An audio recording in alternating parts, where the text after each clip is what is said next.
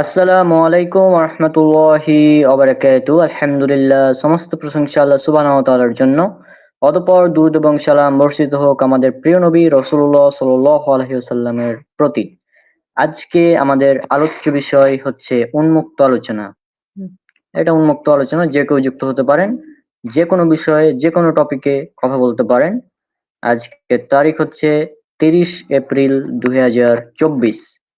হ্যাঁ, আমি তো হয়তো থাকবো না। আমার টিমের অন্যান্য মেম্বার যারা আছে তারা নিয়মিত আলোচনা করবে ইনশাল্লাহ। আমি আজকে জাস্ট একটু ট্রাই করলাম এটা। মানে আমি স্টার্টিংটা করে দিলাম এবং আমাদের অন্যান্য টিম মেম্বার তারা সপ্তাহে একটি অথবা মাসে একটি অথবা মাসে 2টি 3টি করে এই প্রোগ্রামটা করবো, উন্মুক্ত আলোচনা ইনশাআল্লাহ। তো আজকে আমরা প্রথমেই কথা বলবো ইসলাম প্রচারের গুরুত্ব নিয়ে। ইসলাম প্রচারের ক্ষেত্রে বর্তমান যুগে, বর্তমানে আপনারা জানেন টেকনোলজির যুগ, তো আমাদেরকে টেকনোলজি, প্রযুক্তি, মিডিয়া ইত্যাদিকে ব্যবহার করেই আমাদের ইসলামকে প্রচার করতে হবে। ইসলাম প্রচারের গুরুত্ব নিয়ে যদি বলতে হয়, তো আল্লাহ সুবহানাহু ওয়া তাআলা পবিত্র কোরআনে বলেছেন, এটা উল্লেখ করা আছে সূরা মাইদা, সূরা নাম্বার, আপনারা স্ক্রিনে যদি দেখুন, 1 মিনিট। আচ্ছা, স্ক্রিনটা শেয়ার করলাম, দেখতে যদি পান তাহলে বলবেন। স্ক্রিন সম্ভবত, হ্যাঁ, আচ্ছা, এটা হচ্ছে আপনারা স্ক্রিনে দেখতে পাচ্ছেন সূরা মাইদা, সূরা নাম্বার 5, আয়াত নাম্বার 67। এখানে বলা হচ্ছে, আল্লাহ সুবহানাহু ওয়া তাআলা তিনি বলছেন, হে রাসূল, তোমার রবের পক্ষ থেকে তোমার নিকট যা নাজিল করা হয়েছে তা পৌঁছে দাও। হুম, আর যদি তুমি তা না করো তবে তুমি তাঁর রিসালাত পৌঁছালে না। আর আল্লাহ তোমাকে মানুষ থেকে রক্ষা করবেন, নিশ্চয় আল্লাহ কাফির সম্প্রদায়কে হিদায়াত করেন না। এরপর সূরা কাসাস, সূরা নাম্বার 28, মানে 28 নম্বর সূরা, 87 নম্বর আয়াত। এই আয়াতে আল্লাহ সুবহানাহু ওয়া তাআলা তিনি বলছেন, আর আল্লাহ আল আর আল্লাহর আয়াতসমূহ তোমার প্রতি নাজিল হওয়ার পর তারা যেন তোমাকে তা থেকে বিরত রাখতে না পারে। তোমার রবের প্রতি তুমি আহ্বান করো এবং তুমি মুশরিকদের অন্তর্ভুক্ত হও না। অর্থাৎ আল্লাহ সুবহানাহু ওয়া তাআলা এই আয়াতে তিনি রাসূলুল্লাহ সাল্লাল্লাহু আলাইহি সাল্লামকে বলছেন প্রচার করতে। আর রাসূল সাল্লাল্লাহু আলাইহি সাল্লাম তিনি আমাদেরকে বলেছেন প্রচার করো, যদি একটি মাত্র আয়াত হয়। সহিহ বুখারী, হাদিস নাম্বার 3000 3461। হুম, আমি স্ক্রিনে নিয়ে আসছি, একটু পরে আপনারা দেখতে পাবেন। হ্যাঁ, তো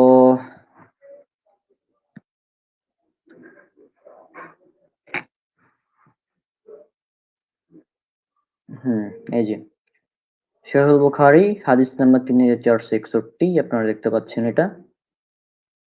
এখানে রাসূল সাল্লাল্লাহু আলাইহি সাল্লাম তিনি বলছেন যে, আব্দুল্লাহ ইবনে আমর রাদিয়াল্লাহু আনহু হতে বর্ণিত, নবী সাল্লাল্লাহু আলাইহি সাল্লাম বলেছেন, আমার কথা পৌঁছে দাও, তা যদি এক আয়াতও হয়, আর বনী ইসরাইলের ঘটনাবলী বর্ণনা করো, এতে কোনো দোষ নেই।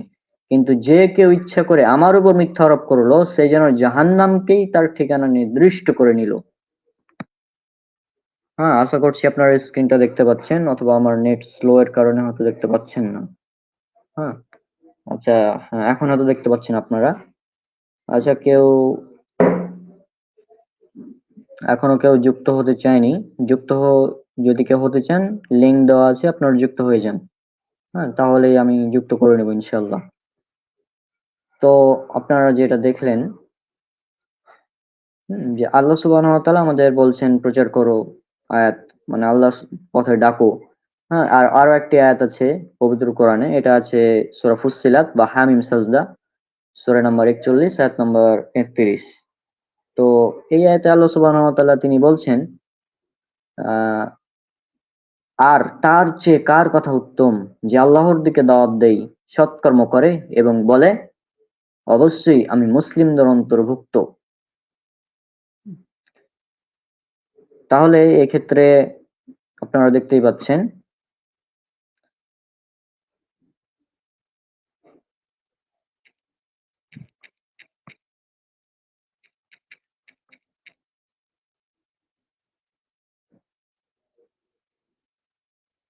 আচ্ছা, তো এরপর আরো একটি আয়াত আপনাদের দেখাবো। সেটা হচ্ছে যে সূরা ইমরান, সূরা নাম্বার ৩, আয়াত নাম্বার ১১০। হুম? এই আয়াতে আল্লাহ সুবহানাহু ওয়া তাআলা তিনি বলছেন, তোমরা হলে সর্বোত্তম উম্মত, যাদেরকে মানুষের জন্য বের করা হয়েছে। তোমরা ভালো কাজের আদেশ দেবে এবং মন্দ কাজ থেকে বারণ করবে। আর আল্লাহর প্রতি ঈমান পোষণ করবে। আর যদি আহলে কিতাব ঈমান আনত, তবে অবশ্যই তা তাদের জন্য কল্যাণকর হতো। তাদের কতক ঈমানদার, তাদের অধিকাংশই ফাসিক। হ্যাঁ, এরপর পবিত্র কোরআন আয়াত সূরা নাম্বার ৩, আয়াত নাম্বার ১০৪। এখানে বলা হচ্ছে আল্লাহ সুবহানাহু ওয়া তাআলা তিনি বলছেন, আর যেন তোমাদের মধ্য থেকে এমন একটি দল হয় যারা কল্যাণের প্রতি আহ্বান করবে, ভালো কাজের আদেশ দেবে এবং মন্দ কাজ থেকে নিষেধ করবে, আর তারাই সফল কাম। তাহলে পবিত্র কোরআনের এই সমস্ত আয়াত এবং হাদিস থেকে স্পষ্ট যে আল্লাহ সুবহানাহু ওয়া তাআলা তিনি আমাদেরকে বলছেন যে আমাদেরকে ইসলামের দাওয়াত দিতে হবে। আর ইসলামের দাওয়াত দেওয়া যে গুরুত্ব এবং ফজিলত সেটা আপনাদের দেখাই। মিসকাত হাদিস নাম্বার ৪২। মিসকাত কিতাবুল ঈমান ৪২ নম্বর হাদিস। এখানে রাসূলুল্লাহ সাল্লাল্লাহু আলাইহি ওয়াসাল্লাম তিনি বলেছেন যে এ জমিনের উপর এমন কোন মাটির অথবা পশমের ঘর তাঁবু বাকি থাকবে না যে ঘরে আল্লাহ রাব্বুল আলামিন ইসলামের বাণী পৌঁছে দিবেন না। অর্থাৎ এই হাদিস থেকে স্পষ্ট যে আহ, এই হাদিস থেকে স্পষ্ট, একদম স্পষ্ট যে ইসলাম প্রতিটি ঘরে পৌঁছে যাবে, প্রতিটি ঘরে।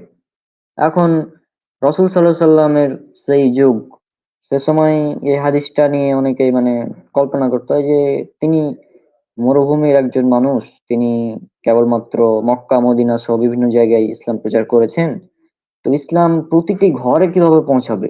হ্যাঁ, রাসূল সাল্লাল্লাহু আলাইহি সাল্লাম তিনি তো সবার ঘরে ঘরে গিয়ে বলবেন না যে ইসলাম গ্রহণ করতে হবে। হ্যাঁ, তো এই বিষয়টা আমরা বুঝতে পারিনি। তবে এখন যদি আমরা এটাকে টেকনোলজি বা ইন্টারনেটের যুগের যদি আলোকে আমরা দেখি, তাহলে আমরা বুঝতে পারি যে বর্তমানে কিন্তু আসলে ইসলাম প্রতিটি ঘরে পৌঁছে গিয়েছে প্রায় ইন্টারনেটের মাধ্যমে। হ্যাঁ, স্যাটেলাইট টিভি, যেমন আমাদের ডক্টর জাকির নায়েক স্যারের পিস টিভির মাধ্যমে প্রায় প্রতিটি ঘরেই ইসলাম পৌঁছে দিয়েছেন। আর ডক্টর জাকির নায়েক স্যার তিনি তার আলোচনায় বলেছিলেন এই হাদিসটিকে নিয়ে, এই হাদিসটি উল্লেখ করে তিনি বলেছিলেন যে আল্লাহ, আমি জানি যে এই হাদিসে যে সত্য এটা আমি জানি এবং এটা আল্লাহ সুবহানাহু ওয়া তাআলা পূরণ করবেন, এটাও আমি জানি। কিন্তু ডক্টর জাকির নায়েক স্যার তিনি দোয়া করেছিলেন আল্লাহর কাছে যে এই হাদিসটির মাধ্যম হিসেবে যেন আল্লাহ জাকির নায়েক স্যারকে কবুল করেন। আর আলহামদুলিল্লাহ আমরা দেখতে পাচ্ছি ডক্টর জাকির নায়েক স্যারকে আল্লাহ সুবহানাহু ওয়া তাআলা এই ব্যাপারে কবুল করে নিয়েছেন যে তার মাধ্যমে ইসলামের বাণী আজ প্রতিটি ঘরে পৌঁছে গিয়েছে পৃথিবীর। দেখুন, পৃথিবীর এমন কোন দেশ নেই যে দেশে ডক্টর জাকির নায়েক স্যারের মানে দাওয়াত, ইসলামের দাওয়াত পৌঁছায়নি। প্রায় সব দেশেই তার দাওয়াত পৌঁছে গিয়েছে, আলহামদুলিল্লাহ। হ্যাঁ, আর আমরাও কম্পারেটিভ রিলিজিয়ন নিয়ে কাজ করি, বিশেষ করে আমি এবং আমার টিম আরো কয়েকজন আছে। তো আমরাও ইনশাল্লাহ এই চেষ্টাটাই করছি যে অনলাইনের মাধ্যমে এই কম্পারেটিভ রিলিজিয়ন নিয়ে কাজ করে ইসলামের বাণী সবার মাঝে পৌঁছে দেওয়া, এটাই আমাদের দায়িত্ব। এটা আমাদের দায়িত্ব মনে করি এবং এই হিসেবে আমরা এই কাজটা করছি। হ্যাঁ, তো এখন এই হচ্ছে মূল কথা যে, আর এটা এই হাদিসটি মুসনাদ আহমদে এসেছে, হাদিস নাম্বার ২৩,৩০২। এছাড়াও আর একটি হাদিস সহিহ মুসলিমে এসেছে, আন্তর্জাতিক নাম্বার ২৬৭৪, হাদিস একাডেমি নাম্বার ৬৬৯৭ এবং ইসলামিক ফাউন্ডেশন নাম্বার ৬৫৪০ আর ইসলামিক সেন্টার নাম্বার ৬৬১৪। এই হাদিসে বলা হচ্ছে ইয়াহইয়া ইবনু আইয়ুব, কুতাইবা ইবনু সাঈদ ও ইবনে হুজুর রাহিমাহুল্লাহ আবু হুরায়রা রাদিয়াল্লাহু আনহু থেকে বর্ণিত, তিনি বলেন রাসূল সাল্লাল্লাহু আলাইহি ওয়াসাল্লাম বলেছেন, যে লোক সঠিক পথের দিকে ডাকে তার জন্য সে পথের অনুসারীদের প্রতিদানের সমান প্রতিদান রয়েছে, এতে তাদের প্রতিদান হতে সামান্য ঘাটতি হবে না। আর যে লোক বিভ্রান্তির দিকে ডাকে তার উপর সে রাস্তার অনুসারীদের পাপের অনুরূপ পাপ বর্তাবে, এতে তাদের পাপ রাশি সামান্য হালকা হবে না। এখন এই হাদিসটি যদি আমরা লক্ষ্য করি, হ্যাঁ, তাহলে এখানে আমরা একটি গুরুত্বপূর্ণ মেসেজ দেখতে পাচ্ছি যে রাসূল সাল্লাল্লাহু আলাইহি সাল্লাম তিনি বলছেন যে যে লোক সঠিক পথের দিকে মানুষকে ডাকবে, মানে যে কোনো কল্যাণকর কাজের দিকে, যে কোনো কল্যাণকর কাজের দিকে যে ব্যক্তি ডাকবে, হতে পারে ভালো কাজ। হ্যাঁ, একটু উদাহরণ দিই। মনে করেন আপনার এক ফ্রেন্ড আছে বা আমার এক বন্ধু আছে, সে বেনামাজি, নামাজ পড়ে না, হ্যাঁ, মিথ্যা কথা বলে, তারপর গান বাজনা শুনে, হ্যাঁ, নাটক সিনেমা মুভি, তারপর বিভিন্ন অশ্লীল কাজে ইত্যাদি নিয়ে পড়ে থাকে। আমি সেটা দেখছি প্রকাশ্যে, তার সে এটা করছে। হ্যাঁ, তো আমি তাকে বললাম যে ভাই, এই কাজগুলো আসলে ভালো না, নামাজ পড়া আমাদের মুসলিমদের জন্য ফরজ। হ্যাঁ, তো নামাজগুলো আদায় করতে হবে, পাশাপাশি কিছু ভালো আমলের কথা বলে দিলাম যে এই কাজ করলে এই সব ভালো ভালো কাজ। তো এই ক্ষেত্রে যেটা হবে, সে ওই আমল করে যতটা সওয়াব পাবে, সমপরিমাণ সওয়াব আমিও পাবো। হ্যাঁ, এই হাদিসের আলোকে অর্থাৎ ওই ব্যক্তি যে কাজ করে, মানে যে সঠিক আমলটা করবে আমার মাধ্যমে তথ্যটা জানলো, আমি উদাহরণস্বরূপ বললাম সে বুখারী হাদিস নাম্বার 5000, যদি 5787 নাম্বার হাদিস যদি আমরা দেখি যে আল্লাহ রাসূল সাল্লাল্লাহু আলাইহি সাল্লাম বলেছেন যে পুরুষের মানে টাকনুর নিচে কাপড় পরিধান করা হারাম বা যাবে না। অর্থাৎ পুরুষের মানে কাপড় যদি টাকনুর নিচে থাকে তাহলে ওই অংশে জাহান্নামে যাবে। এটা যদি আমি তাকে বলে দিই, তারপর সে এটা শুনলো, শোনার পর সে আর ওই টাকনুর নিচে কাপড় পরিধান করলো না। এই ক্ষেত্রে যেটা হবে সেটা হচ্ছে যে তখন মানে তার যে মানে এই কাজের ফলে যে সে যেটা সওয়াব পাবে, সমপরিমাণ সওয়াব আমার আমল নামেও লেখা হবে। এটা হচ্ছে এই হাদিসের মেসেজ। হ্যাঁ, তো এখন এই মূল কথাটাই হচ্ছে বিশেষ যে আমি তাকে একটি ভালো কাজের আহ্বান করলাম, ভালো কাজের জন্য। সে যদি আমার কথা শোনার পর সে আমলটা করে, তো তার সমপরিমাণ সওয়াব আমি পাবো। এখন একইভাবে আর একটি পয়েন্ট, যে যে ব্যক্তি বিভ্রান্তির পথে ডাকবে, এখানে দুটি ব্যাখ্যা হতে পারে বিভ্রান্তির ক্ষেত্রে। পয়েন্ট নাম্বার এক, সেটা হচ্ছে যে বিভিন্ন অশ্লীল খারাপ মন্দ কাজ হতে পারে, হ্যাঁ, নাটক সিনেমা অশ্লীল বিভিন্ন দৃশ্য, তারপর গান বাজনা, তো যত হারাম জিনিস আছে, হ্যাঁ, মাদক দ্রব্য সেবন ইত্যাদির পথে যেটা আহ্বান করে। তো ওই কাজ করার ফলে তার যে মানে আমার যে পরিমাণ গুনাহ হবে, মনে করেন আমি একটা গান শুনলাম, এখন এই গান শোনার ফলে এটা আমার গুনাহ হলো একটা গুনাহ। হুম, এখন আমি যদি এই গানটাকে শেয়ার করি, তাহলে ওই শেয়ারকৃত গান যতজন শুনবে ততজনের যত গুনাহ হবে, তত পরিমাণ গুনাহ আমার আমলনামায় লেখা হবে। এটা একটা পয়েন্ট। ২ নম্বর পয়েন্ট আর একটা হতে পারে যে বিভ্রান্তির দিকে, মানে ইসলামের নামে বিভ্রান্ত। ইসলামের নামে অনেক বিভ্রান্ত দল আছে বর্তমানে। তো ইসলামের নামে বিভিন্ন বিভ্রান্ত কথা বলে দিল, একটা জাল হাদিস বলে দিল, হ্যাঁ, জাল আমল, মিথ্যা ভুয়া আমলের কথা বলে দিল, হ্যাঁ, ওই আমলের পথে মানুষকে ডাকছে। তো এই ক্ষেত্রে যেটা হবে, তো ওই মন্দ আমল, জাল আমল বা বিদাতি আমল, হ্যাঁ, এটাই বেশি যৌক্তিক হবে, বিদাতি আমল। হ্যাঁ, বিদাতি আমল করার ফলে ওই বিদাত করার কারণে যত পরিমাণ গুনাহ হবে, হ্যাঁ, তার অনুসারী অর্থাৎ বিদাতকারীর অনুসারী যত মানে তাকে দেখে ওই বিদাতি আমলটা করবে, সমপরিমাণ গুনাহ তার আমলনামায় লেখা হবে। এই হচ্ছে দুটি ব্যাখ্যা, যে যে একটা হচ্ছে পাপের দিকে আর একটা হচ্ছে ইসলামের নামে ভিন্ন বিভ্রান্তি, পাপ। হ্যাঁ, তো বিভ্রান্তির দিকে ডাকলে সমপরিমাণ গুনাহ। একইভাবে যদি আমরা সঠিক ইসলামের পথে ডাকি তাহলে সমপরিমাণ সওয়াব পাওয়া যাবে, ভালো কাজের দিকে ডাকলে সমপরিমাণ সওয়াব পাওয়া যাবে। তো এই হচ্ছে মূল কাহিনী, এই হাদিসের মূল উদ্দেশ্য। এখানে আর একটি মেসেজ আমি দিতে পারি যে আমরা এই যে দাওয়াতি কাজ করছি ইসলামিক, তো এই ক্ষেত্রে আমাদের দাওয়াতি কাজের ফলে যতজন মানুষ এই ইসলামের পথে ফিরে আসবে, ইসলাম সম্পর্কে জানতে পারবে বা সঠিক আমলটা করবে, ততজনের আমলের সমপরিমাণ সব আমাদের আমল নয় লেখা হবে ইনশাল্লাহ।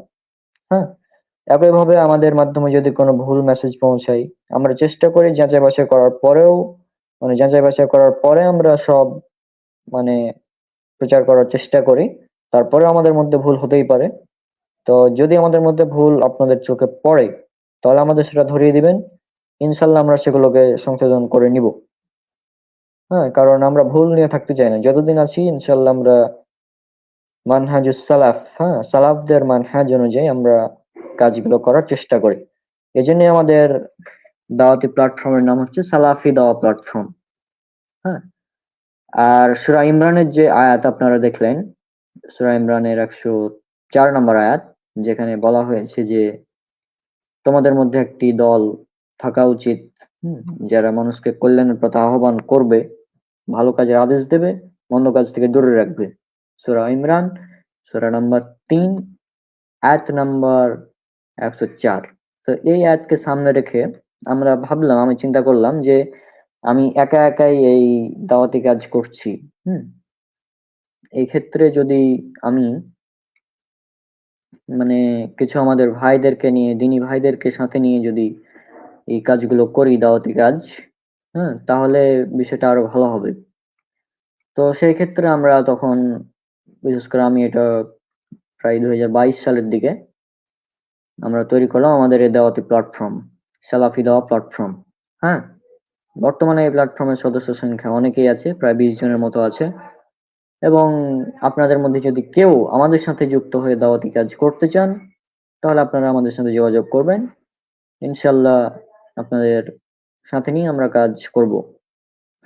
তো এটা 2022 সালের এপ্রিল মাসের শেষের দিকেই মানে এই প্ল্যাটফর্মটা তৈরি করা হয়েছে। তো আলহামদুলিল্লাহ প্রায় 2 বছরের মধ্যেই প্রায় অনেক মানুষের সাড়া পেয়েছি। ইনশাল্লাহ ভবিষ্যতে আরো হবে। তো আমরা এভাবে এই কাজগুলো করতে চাই। আর আমাদের আজকে কেউ যুক্ত হচ্ছে না কেন? ভাই আপনারা যুক্ত হন। হ্যাঁ, আমি লিংক দিয়ে দিলাম, কমেন্টও লিংক দিয়ে দিলাম। আপনারা লিংকে দেখে আপনারা যুক্ত হন। যুক্ত হয়ে আপনারা যেকোনো বিষয়ে যেকোনো টপিকের উপর কথা বলতে পারেন। আর বর্তমানে একটি ভয়াবহ ফিতনা চলছে, সেটা আমি একটু গল্পের আকারে বলবো, কারণ সরাসরি এগুলো বলাও যাবে না। তো সেটা আমি জাস্ট একটু উল্লেখ করি গল্পের আকারে। হুম, তো আপনারা স্ক্রিনে দেখতে পাচ্ছেন একটি মুভি। যদিও এটা মুভি, আমি নাম দিচ্ছি এটা একটি মুভি। তো একটি মুভির শুটিং চলছে প্রায় দীর্ঘ কয়েক বছর ধরেই। তো মুভির নাম এটা আপনারা দেখতে পাচ্ছেন স্ক্রিন, মুভির নামটি। মুভির নাম হচ্ছে পয় রফালা একার, ময় একার র, ফয় আকার দ। হুম, তো এই মুভিটা অনেক ফেমাস, যেহেতু অনেক দিন থেকে শুটিং চলছে, এখনো শুটিং কমপ্লিট হয়নি, না জানি কবে কমপ্লিট হবে, আল্লাহ ভালো জানে। তো আমরা দোয়া করি এই মুভির শুটিং যেন তাড়াতাড়ি কমপ্লিট হয়ে যায়, না হলে মানে এই মুভির শুটিং এ যা যা করা হয় সেটা আপনারা দেখতেই পাচ্ছেন। তাদের মুভির মূল ডায়ালগ হচ্ছে এটা, আমার আহ রস্যই দন্তস্য লয়াকার ম ধ ময় রেপ, খুব ভালো লাগে। আমি তোমার কাছে থেকেই জানতে চাই, আমি, হ্যাঁ, MUSLIM হতে চাই, আমি MUSLIM হয়ে যাব, ইত্যাদি। তো এভাবে তারা এই মুভির মেইন ডায়ালগ, তো এই মুভির মেইন ডায়ালগ দিয়ে তারা এই কাজগুলো করে, নিম্নলিখিত যেগুলো আপনারা স্ক্রিনে দেখছেন। হ্যাঁ, তো এই এরকম খুবই, আর এটা হচ্ছে আমাদের বোনদের একটি মানে কি বলবো, অজ্ঞতা বলতে পারেন। হ্যাঁ, কারণ যেখানে আপনার মানে কি বলবো, এটা একটি আমাদের বোনদের অজ্ঞতা। এক এক কথায় তাদের অজ্ঞতা, কারণ তারা মনে করে যে আমি যদি একটি অমুসলিম, মানে সে মুসলিম নয়, হ্যাঁ, তাকে যদি আমি ইসলামের দাওয়াত দিয়ে মুসলিম বানাতে পারি, তাহলে আমি মানে আমার জন্য জান্নাত কনফার্ম, এটা তারা মনে করে আমাদের বোনরা। এই জন্য তারা আরো এই মুভির ফাঁদে পড়ে যায়। হ্যাঁ, এই মুভি যেটার নাম।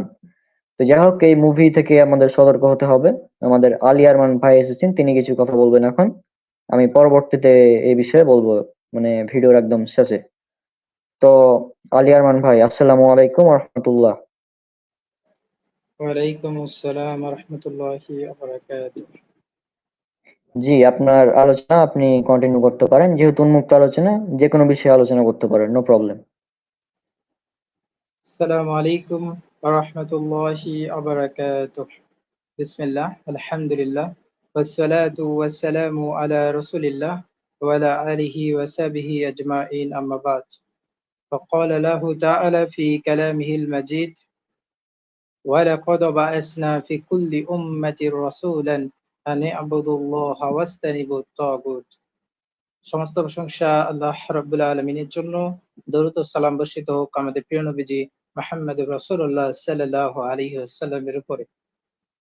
তো আজকে আমি যে বিষয়টি নিয়ে আলোচনা করতে যাচ্ছি সেটা হলো লা ইলাহা ইল্লাল্লাহ এর দাওয়াত সম্পর্কে। তো আমরা এটা জানি যে সমস্ত নবী এবং রসূল, শুরু থেকে শেষ পর্যন্ত যতজন নবী এবং রসূল পৃথিবীতে এসেছেন, তারা যে দাওয়াতটি দিয়েছেন সেটা হলো লা ইলাহা ইল্লাল্লাহ এর দাওয়াত।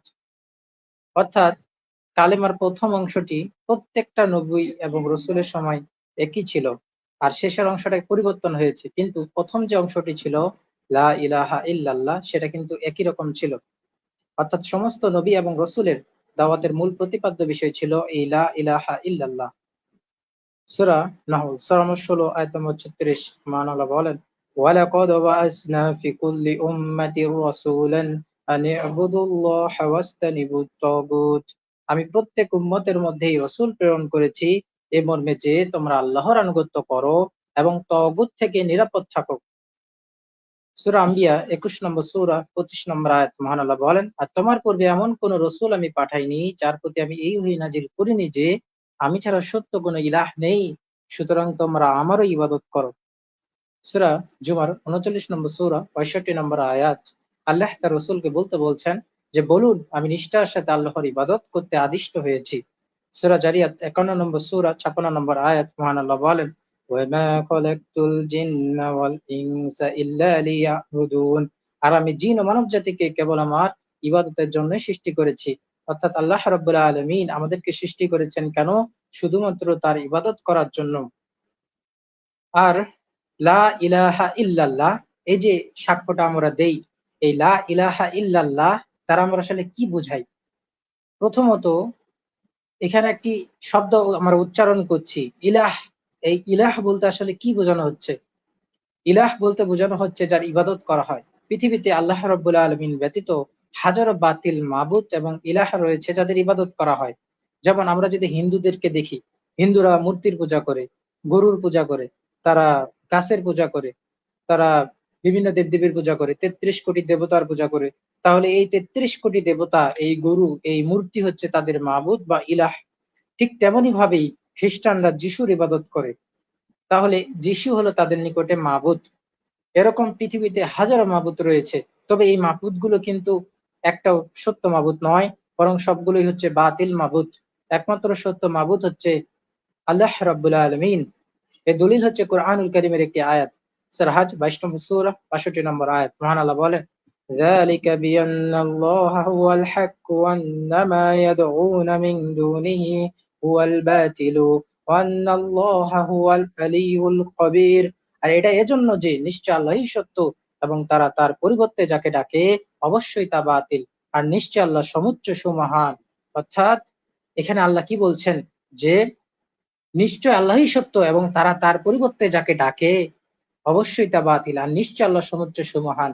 অর্থাৎ তিনি যে একমাত্র সত্য মাবুদ এখানে তিনি বলছেন, এবং বাকিদেরকে যাদেরকে ডাকা হয়, আহ্বান করা হয়, তাদেরকে তিনি বাতিল বলে ঘোষণা করছেন।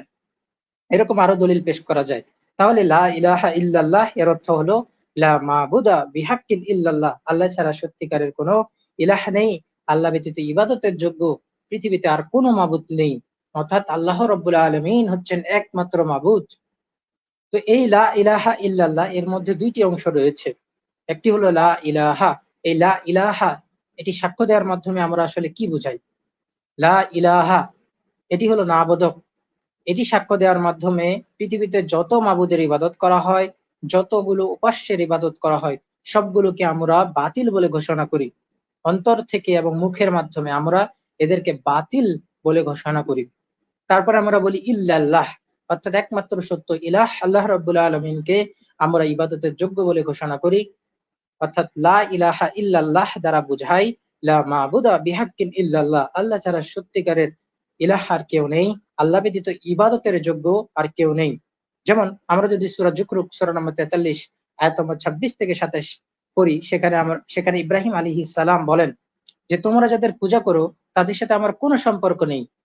অর্থাৎ ইব্রাহিম আলাইহিস সালাম তার কওমের লোকদেরকে বলছে যে তোমরা যাদের পূজা করো তাদের সাথে আমার কোনো সম্পর্ক নেই। অর্থাৎ সমস্ত পূজনীয় বস্তুগুলোকে ইব্রাহিম আলাইহিস সালাতু ওয়াস সালাম তিনি অস্বীকার করছেন। দেবদেবীকে, সূর্যকে, চন্দ্রকে, আগুনকে তিনি অস্বীকার করে দিচ্ছেন। তারপর তিনি কি বলছেন? তবে আমার সম্পর্ক তার সাথে যিনি আমাকে সৃষ্টি করেছেন। অর্থাৎ সবগুলোকে অস্বীকার করে দিলেন, লা ইলাহা। তারপরে তিনি বললেন ইল্লাল্লাহ, অর্থাৎ তিনি একমাত্র সত্য ইলাহ আল্লাহ রাব্বুল আলামিনকে এখানে মেনে নিচ্ছেন। তাহলে লা ইলাহা ইল্লাল্লাহ এর অর্থ লা মাবুদা বিহাক্কিন ইল্লাল্লাহ, আল্লাহ ছাড়া সত্যিকারের ইলাহ আর কেউ নেই, আল্লাহ ব্যতীত ইবাদতের যোগ্য আর কেউ নেই। আর আমাদের রনক ভাই যে বিষয়গুলো নিয়ে আলোচনা করলো, আরেকটা বিষয় সেটা হচ্ছে যে অনেক হিন্দু তারা মুসলিম সেজে তারা মুসলিম মেয়েদেরকে বিবাহ করছে। বিবাহের পরে তারা বলছে যে তাদেরকে হিন্দু হওয়ার জন্য জোর করছে, যখন হচ্ছে না তারপরে তখন একটা সমস্যা তৈরি হচ্ছে। তো এক্ষেত্রে লা ইলাহা ইল্লাল্লাহ এর ক্ষেত্রে একটা সত্য রয়েছে। সে সত্যটা কি? সেই সত্যটি হলো যে আপনি আপনি অন্তরে যেটা বলবেন সেটা আপনার মুখের কথার সাথে এবং অন্তরের কথার সাথে হুবহু মিলতে হবে। অর্থাৎ মুখের কথা একরকম আবার অন্তরের কথা একরকম। এটা যদি হয় তাহলে কিন্তু সেটা আপনার লা ইলাহা ইল্লাল্লাহ এটা কিন্তু গ্রহণযোগ্য হবে না। অর্থাৎ আপনি লা ইলাহা ইল্লাল্লাহ সাক্ষ্য দিলেও আপনি কিন্তু মুসলমান হবেন না, বরং আপনি কাফেরই থেকে যাবেন। এর দলিল হলো সূরা বাকারা 2 নম্বর সূরা 8 নম্বর আয়াত। মহান আল্লাহ বলেন, وَمِنَ النَّاسِ مَن يَقُولُ آمَنَّا بِاللَّهِ وَبِالْيَوْمِ الْآخِرِ وَمَا هُم بِمُؤْمِنِينَ। আর মানুষের মধ্যে এমনও আছে যারা বলে আমরা আল্লাহ পরকালের প্রতি ঈমান এনেছি, অথচ আদৌ তারা ঈমানদার নয়। এই যে সূরা বাকারা 2 থেকে 8 নম্বর আয়াত থেকে 20 নম্বর আয়াত পর্যন্ত এই আয়াতগুলো কিন্তু মুনাফিকদের সম্পর্কে বলা হয়েছে। অর্থাৎ মুনাফিকরা তারা মনে করে যে তারা মুমিনদেরকে, ঈমানদারদেরকে ধোঁকা দিচ্ছে। অথচ তারা যে নিজেদেরকে ধোঁকা দিচ্ছে এটা তারা বুঝতে পারছে না।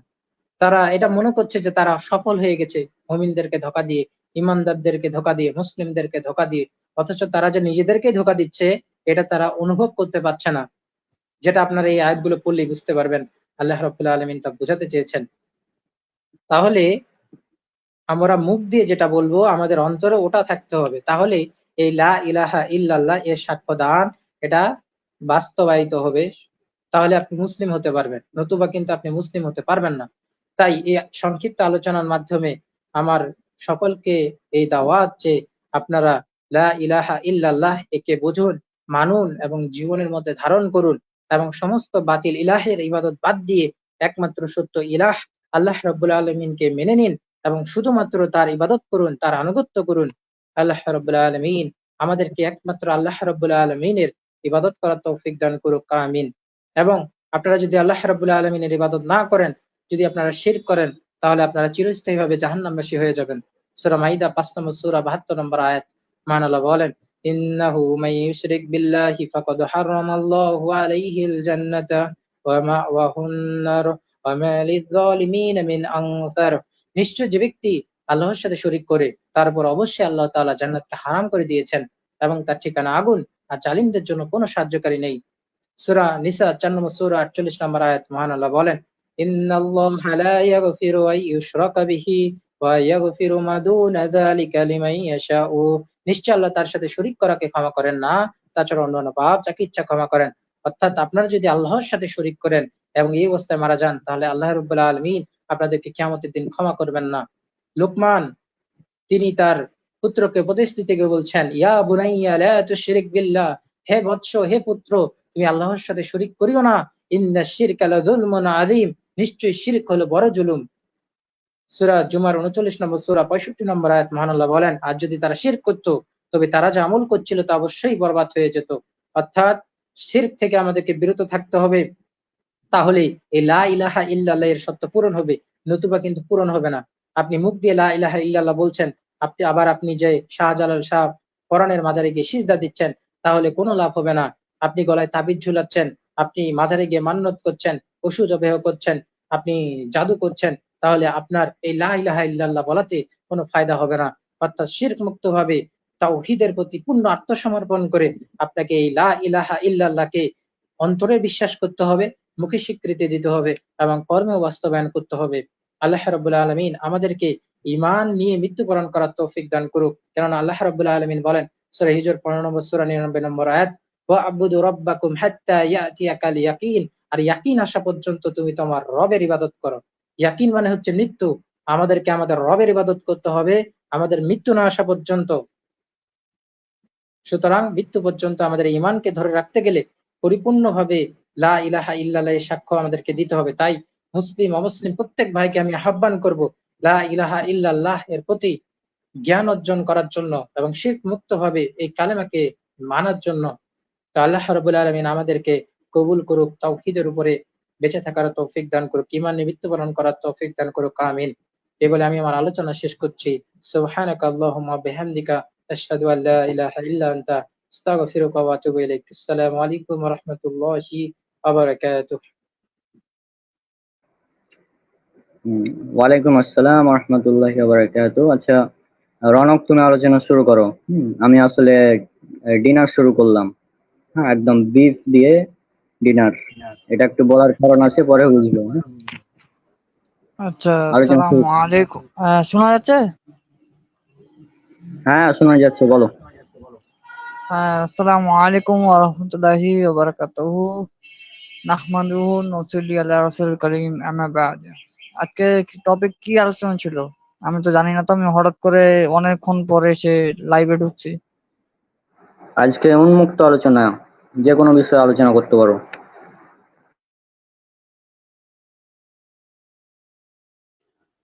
আজকে তো আমি ওইভাবে প্রিপারেশন তো নেই নাই, তবে এতটুকু বলতে পারি যে আল্লাহ সুবহানাহু ওয়া তাআলা সূরা আলাকের যে ১ম নম্বর আয়াত, ইকরা বিসমি রাব্বিকাল্লাযী খালাক, খালাকাল ইনসানা মিন আলাক।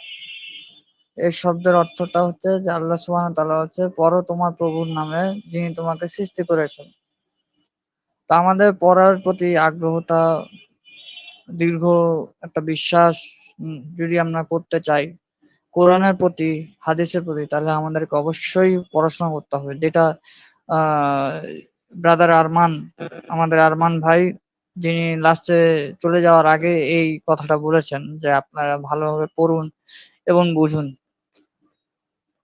আল্লাহ সুবহানাহু ওয়া তাআলা এই পড়ার মাধ্যমে মূলত আপনার জাহেলের, মানে আপনার জাহেল, আপনি যে অজ্ঞতা, আপনার যে অজ্ঞতা বা আমাদের যে অজ্ঞতা, এই অজ্ঞতা দূর করানোর জন্য আল্লাহ সুবহানাহু ওয়া তাআলা এই সূরা আলাকে এই ১ নাম্বার প্রথম যে আয়াতটা, এই আয়াতটা নাযিল করার মাধ্যমে এতটুকু আমাদেরকে স্পষ্ট করে দিয়েছেন যে আমাদের জাহালাত বা আমাদের জাহালাত থেকে দূর করার জন্য অবশ্যই আমাদেরকে পড়তে হবে। এছাড়াও রাসূল সাল্লাল্লাহু আলাইহি ওয়াসাল্লামের হাদিসে স্পষ্ট হয়ে এসেছে যে প্রত্যেক মুসলিমদের উপরে জ্ঞান অর্জন করা ফরজ। এজন্য শেখ সালেহ আল উসাইমিন রাহিমাহুল্লাহর সম্ভবত উনার একটা বই আছে আলাদা, স্বতন্ত্র কিতাবুল ইলম, মানে জ্ঞানের উপরে আপনি জ্ঞান অর্জন করবেন কিভাবে, এ বিষয়ে সম্ভবত অনুবাদও হয়েছিল। তো ওটা বিস্তারিত ব্যাখ্যাটা উনি দিয়েছেন যে কেন আমাদের জ্ঞান অর্জন করা ফরজ। আচ্ছা, এখানে একটু বলে দিই, জ্ঞান অর্জন করলে কি হয়। জ্ঞান অর্জন করলে আপনি যত বেশি জ্ঞান অর্জন করবেন, যত বেশি আপনি অর্থনৈতিক একদম বিশুদ্ধ উৎস যতক্ষণ ধরে আপনি খুঁজতে থাকবেন, ততক্ষণ ধরে আপনার জাহালাত আপনার দূর হবে। আপনি যত বেশি খুঁজবেন তত জাহালাত আপনার দূর হবে, আপনার অজ্ঞতা দূর হবে, আপনি বুঝতে পারবেন, আপনি শিখতে পারবেন যে কোনটা হক আর কোনটা বাতিল। আল্লাহ সুবহানাহু ওয়া তাআলা পবিত্র কোরআনে বহু জায়গাতে বলেছেন যে ওয়াকুল যে আল হক ওয়া জাআল বাতিল ইন্নাল বাতিনা কানা জাহুকা। নিশ্চয়ই সত্য যখন এসেছে তখন মিথ্যা বাতিল হয়ে গেছে। এটা আল্লাহ সুবহানাহু ওয়া তাআলা বারবার বলতেছেন যে সত্য যখন থাকে, অর্থাৎ আল্লাহ সুবহানাহু ওয়া তাআলা এটাই বুঝাতে চাচ্ছে সত্য যখন আসবে তখন মিথ্যা তখন টিকবে না। তা আপনার এবং আমাদের সত্যের মাপকাঠি হচ্ছে কোরআন এবং হাদিস। রাসূলুল্লাহ সাল্লাল্লাহু আলাইহি ওয়াসাল্লাম সম্পর্কে আল্লাহ সুবহানাহু ওয়া তাআলা বহু জায়গাতে আয়াতে বলেছেন। যেমন তার মধ্যে একটা প্রসিদ্ধ আয়াত হচ্ছে লাকাদ কানা লাকুম ফি রাসূলিল্লাহি উসওয়াতুল হাসানাহ। অর্থাৎ তোমাদের মধ্যে সবচেয়ে উত্তম আদর্শ রয়েছে মুহাম্মদ সাল্লাল্লাহু আলাইহি ওয়াসাল্লামের উপরে। অর্থাৎ মুহাম্মদ সাল্লাল্লাহু আলাইহি ওয়াসাল্লামের উপরে সবচেয়ে বেশি সৌন্দর্য বা সবচেয়ে উত্তম আদর্শ তার মধ্যে আছে, যেটা কারো মধ্যে নাই। আমরা তার একমাত্র তারই জীবন থেকে এবং কোরআন থেকে আমরা এগুলো অবশ্যই বুঝে নিব, যাতে করে আমাদের শিরক বিদআত যেন আমরা বুঝতে পারি, আমরা যেন সেই বিষয়ে সতর্কতা যেন থাকতে পারি। এ বিষয়ে আমি যেহেতু পুরোপুরি প্রস্তুতি না নিয়ে ঢুকেছি, তো আমি এর ক্ষেত্রে আমি একটু বলে দিই যাওয়ার আগে, যে আমাদের এই সালাফি দাওয়া প্ল্যাটফর্মে একটি নতুন চমক আসতেছে। আমি মনে করি এটা ব্রাদার রনক বলুক, এটা ওর উপরে ছেড়ে দিলাম।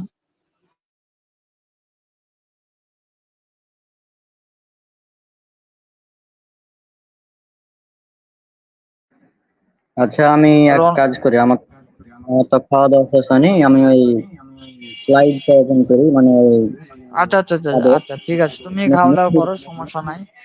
তুমি খাওয়া দাওয়া ওই করো, সমস্যা নাই। মানে মুভির একটু কাহিনীটা বলো, হ্যাঁ? কারণ এই সিনেমা তো এখনো মানে রিলিজ হয়নি, শুটিং চলছে এখনো, হ্যাঁ? আমি ওটা ওপেন কোনটা করি, কোনটা? তুমি জাস্ট ওই যে মুভির কাহিনী, ওটা তো উচ্চারণ করা যাবে না, বুঝে নাও।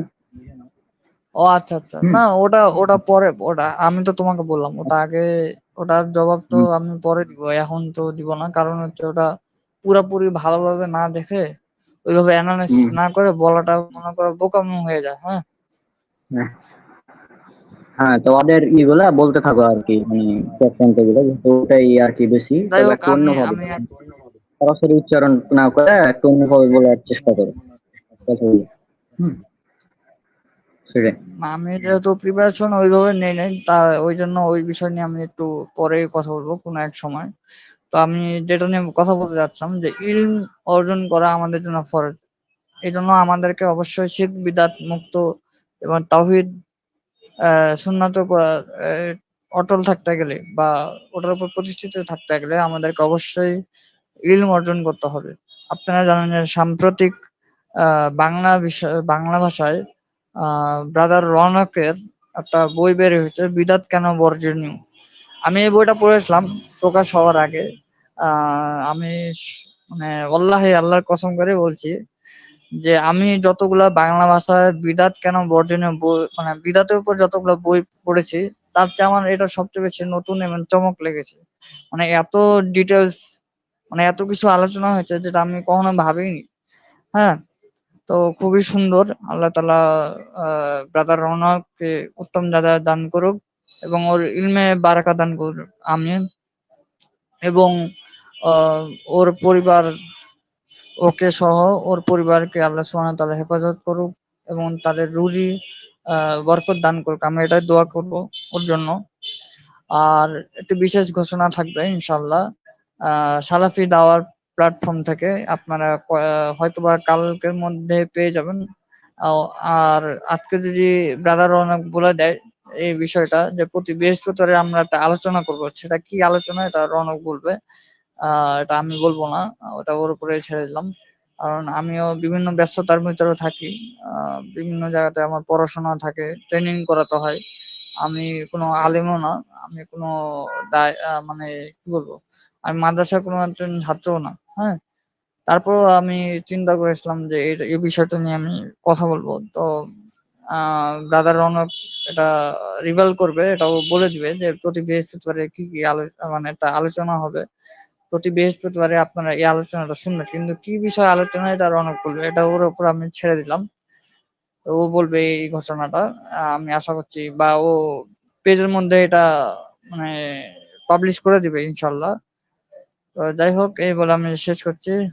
আহ সুবহানাক আল্লাহুম্মা ওয়া বিহামদিকা আশহাদু আল্লা ইলাহা আনতা আস্তাগফিরুকা ওয়া আতুবু ইলাইহি। আসসালামু আলাইকুম ওয়া রাহমাতুল্লাহি ওয়া বারাকাতুহু।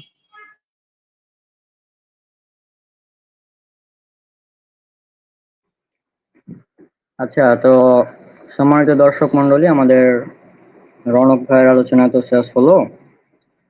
আমি যে কথাটা বলছিলাম যে আচ্ছা, আমি এটা এখনই বলে দিই, হ্যাঁ, যে আমাদের প্রতি বৃহস্পতিবার কি কি বিষয়ে আলোচনা হবে। তো সেটা হচ্ছে আমাদের রাসূল সাল্লাল্লাহু আলাইহি সাল্লামের সিরাত সম্পর্কে আমাদের জানা উচিত। হ্যাঁ, তো সেটা নিয়ে আমাদের আলোচনা হবে সালাফি প্ল্যাটফর্ম থেকে, পেজ থেকে লাইভ হবে এবং পরবর্তীতে ইউটিউবে ভিডিও আপলোড করা হবে। তো এটাই আর কি। হ্যাঁ, আর আমি যেটা বলছিলাম যে তাদের যে চক্রান্ত চলছে এটা থেকে আমাদের মুসলিম বোন এবং ভাই দুজনকেই সতর্ক হতে হবে, কারণ তাদের চক্রান্ত অত্যন্ত ভয়াবহ। হুম। আচ্ছা, আজকে আর কেউ যুক্ত হচ্ছে না, যদি যুক্ত হতো তাহলে আমি আলোচনাটা কন্টিনিউ করতাম। হ্যাঁ, তো যেহেতু যুক্ত হচ্ছে না, তো আমি আলোচনা এখানেই শেষ করে দিতে যাচ্ছি, যেহেতু আমি একটু সমস্যার মধ্যে আছি আর কি। হুম। যে আচ্ছা, হ্যাঁ হ্যাঁ, আলোচনা সমস্যা নাই। আর যেটা আর একটা যেটা কথা আলোচনা যে আমরা তুমি একটু দেখো যে যদি ঈদের আগে, ঈদুল আজহার আগে আমরা কুরবানির বিষয়ে কিছু আলোচনা করা যায় কিনা। এটা রুকনের সাথে তুমি কথা বলো, আমি মনে করি ওই এখানে আসলে আরো ভালো মতো হতো, অনেক কিছুই শুনতে পারতাম ওর কাছ থেকে, অনেক ইলমি আলোচনা, তাহাকিক আলোচনা ওর কাছে আমরা শুনতে পেতাম। হ্যাঁ হ্যাঁ, দেখি আমি কথা বলে দেখবো ওর সাথে কি বলে, তাহলে ভালো হবে। তা আমি যেটা চিন্তা করছিলাম যে ঈদুল আজহার আগে আম, আহ, রোকন যদি আলোচনা করে, তার পাশাপাশি হয়তো আমরা এখানে খ্রিস্টানদের কিছু বিষয়গুলো আছে কুরবানি বিষয়ে, সেগুলো নিয়ে আমরা ওই সময় ওই দিনেই আমরা ধরো যে দালিলিক আলোচনা খণ্ডন করে দিব ওনাদের বিষয়গুলো।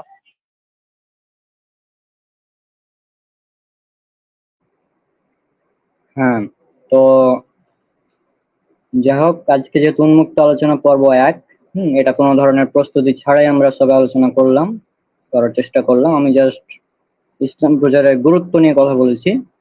হুম। তো আসলে আমাদের মিডিয়াকে কাজে লাগাতে হবে, বিশেষ করে সোশ্যাল মিডিয়াতে উল্টাপাল্টা ভুলভাল কাজ না করে আমাদের দাওয়াতি কাজগুলো করা উচিত। এখন সবাই তো আর এই দাওয়াতি প্ল্যাটফর্মে কাজ করতে পারবে না। তো আপনারা এক কাজ করতে পারেন, যে বিভিন্ন আলেম যারা রয়েছেন সালাফি মানহাজের, তাদের ভিডিওগুলো আপনারা নিজস্ব আহ, মানে প্রোফাইলে পেজে আপলোড করতে পারেন। তাহলে এর দ্বারা মানে সমপরিমাণ সওয়াব পাবেন, যেটা আমি হাদিসটা আপনার প্রথমে দেখিয়েছি। আর রনক, তুমি যদি এই বিষয়ে কিছু আলোচনা করো, যে ইসলাম প্রচারের বিষয়ে, তাহলে একটু ভালো হয়, 3 মিনিট বা 5 মিনিট মতো, এমনি আচ্ছা, সাধারণভাবে। প্রচারে আমি একটু সংক্ষিপ্ত বলি। প্রচারের যে বিষয়গুলো আসছিল যে 2000 সালে দিকে এরকম সময়, তো আমরা সবাই জানি যে ডাক্তার জাকির নায়েকের সাথে উইলিয়াম ক্যামেরনের একটা ডিবেট হয়েছিল। তো উইলিয়াম ক্যামেরন কিন্তু ছিল প্রথম, উনি ছিলেন প্রথম, এটা অনেকে জানে না, উনি ছিলেন প্রথম ব্যক্তি যিনি চাচ্ছিলেন যে অনলাইনে এটা করতে, কিন্তু এটা অনলাইনে করেন নাই। কারণ হচ্ছে যে উনি একটা ফাসাদ, মানে বিশৃঙ্খলা সৃষ্টি করার জন্য উনি অফলাইনে একটা দাবি করেছিলেন, যেটা হচ্ছে যে কোরআনে অনেকগুলো ভুল আছে। তো এটা কিভাবে এটা প্রচার করা যায় তার মধ্যে তিনি আমার যতটুকু জানা মতে প্রায় 3 বছর ধরে নাকি এই ঘটনাটা উনি ঘটেছিলেন, যে সবার মাঝে এটা ছড়িয়ে দিয়েছিলেন, প্রায় অনেকে এটা বিভ্রান্ত হয়ে যায়। তো আমরা পরবর্তীতে জানি যে ডাক্তার জাকির নায়েক হাফিজাহুল্লাহ উনি যায় আমেরিকাতে, যে ওনার সাথে একটা ডিবেট হয় 4 ঘন্টা, প্রায় 4 ঘন্টা মতো ডিবেট হয়।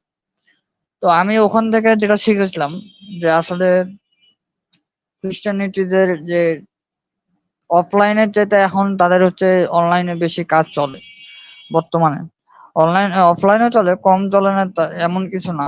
অফলাইনে তারা বিভিন্ন মসজিদে তারা মুসলিম সেজে যায়, এটা আলাদা ঘটনা। আমি বলবো যে ঈসাই মুসলিমের তাদের যে চক্রান্ত গুলো, এগুলো আরেকদিন অনলাইনে এসে আমরা সালাফি দাওয়া প্ল্যাটফর্মে আমরা এটা নিয়ে আলোচনা করব।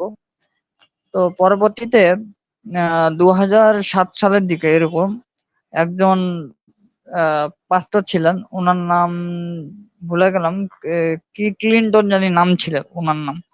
তো ওনার পুরো নামটা আমি ভুলে গেছি। উনি তখন কয়েকজন স্টুডেন্টকে নিয়ে একটা ইয়া করছিলেন, মানে কি বলবো, মানে সমবেত হয়েছিল ওখানে। উনি বলছিলেন যে আপনাদেরকে খ্রিস্টানিটি দাওয়াতে অনলাইনে এটা মানে ছড়াতে হবে। তখন মোটামুটি ইন্টারনেটের সম্পর্কে অনেকে সবাই কম বেশি জানে, কিন্তু ওটা কিভাবে এটাকে আরো ছড়াতে হবে এটা নিয়ে তাদের একটা প্ল্যান ট্যান ছিল। তো পরবর্তীতে 2012 সম্ভবত, আমি যতটুকু দেখেছিলাম বা মনে পড়ছে আমার, তো ওরা তখন থেকে এটা চিন্তা করছিল যে আমরা এবার একেবারেই খুব বড় পরিসরে অনলাইন আমরা একটা কাজটা শুরু করবো। এই জন্য তারা অনেক কিছু অনেকজনের কাছ থেকে সহযোগিতা চেয়েছিল এবং অনেকে সাড়াও দিয়েছিল। তাদের এটার কারণ, এটা করার কারণ হচ্ছে তারা অনলাইনে কোরআনের বিরুদ্ধে যতগুলো অভিযোগ আছে সবগুলো অভিযোগ তারা ওখানে অনলাইনের মাধ্যমে শুরু করে। এবং আমাদের এই মুসলিম দাওয়াতি কাজের মানে দায়ীরা অনলাইনে আরো পরে আসছিল। আমার যতটুকু মনে পড়ে 2015 বা 14 দিকে এরকম শুরু হয়েছিল অনলাইনে দাওয়াতি কাজ। মোটামুটি ওখান থেকেই মানে শুরু হওয়া। তো ওখানে তখন তারা লাইভ পোস্টকাস্ট করে মুসলিম ভাইয়েরা, তখন তারা তাদের জবাবগুলো দেয় খ্রিস্টানদের। তো বাংলা ভাষায় এরকম কবে শুরু হয়েছিল আমার জানা নাই, তবে বাংলা ভাষায় বলতে গেলে যে অনেকে এখন বর্তমানে কিন্তু আসিফ মহিউদ্দিন নামে একজন নাস্তিক আছে, তার সাথে মোটামুটি প্রায় দেখলাম 6 বছর ধরেই ও কাজ করতেছে এবং মুসলিম এবং কোরআনের বিরুদ্ধে বিভিন্ন ধরনের অপবাদ, হাদিসের উপরে বিভিন্ন ধরনের অপবাদ তারা অভিযোগ তুলেছে। এই সে সময়টাতে তারা তাদের জবাবগুলো খণ্ডন করার জন্য অনেকে এগিয়ে এসেছিল। তার মধ্যে একজন ছিলেন সায়েম শাহরিয়ার ভাই, তারপরে রাহুল ভাই ছিলেন, তারপরে মুফতি জুবায়ের আহমেদ ভাই ছিলেন যিনি চট্টগ্রামের, যদিও উনি হানাফি মাযহাবের একজন বড় একজন কি বলবো দায়ী। আমি ওনাকে আল্লাহর জন্য ভালোবাসি। উনি চেষ্টা করতেছেন খ্রিস্টানদের বিরুদ্ধে জিহাদ করার জন্য। উনি অফলাইনে অনেক খ্রিস্টানদেরকে মানে জবাব দিয়েছিলেন একদম ধরে ধরে। এটা আমি দেখেছি, ভিডিওতে আমি দেখেছি। এবং উনি অনলাইনেও কাজ করার চেষ্টা করতেছেন। তখন থেকে আমার দেখা 2019 সাল থেকে উনি শুরু করেছিলেন, এখনো তিনি কাজটা চলে যাচ্ছে মানে করে যাচ্ছেন। উনি একটা হানাফি মাযহাবের, কিন্তু আমি উনাকে আল্লাহর জন্য ভালোবাসি। উনাকে আমার খুব ভালো লাগে উনার এই কাজগুলো। তারপরে তো আপনারা জানেন যে 2020 সাল থেকে শুরু করে আপনার এখন পর্যন্ত ব্যাপক হারে আহ খ্রিস্টানরা দাওয়াতি কাজে শুরু করেছে অনলাইনে, এবং তাদের পিছনে বড় সহায়ক হিসেবে কাজ করছে কিন্তু নাস্তিকরা, তাদেরকে সহযোগিতা করছে হিন্দুরা, অনেক যারা কট্টরপন্থী আছে এরা কিন্তু তাদেরকে সহযোগিতা করে। এদের বিরুদ্ধে রুখে দাঁড়াতে হলে আমাদেরকে একতাবদ্ধ হয়ে অনলাইনে প্ল্যাটফর্মে আমাদের এইভাবে প্রসার করতে হবে এবং তাদের বিরুদ্ধে জবাবগুলো দেওয়ার চেষ্টা করতে হবে। তাহলে আমরা আশা করছি যে আমাদের যে দাওয়াতি কাজে যে বেগবানটা এটা হবে ইনশাআল্লাহ।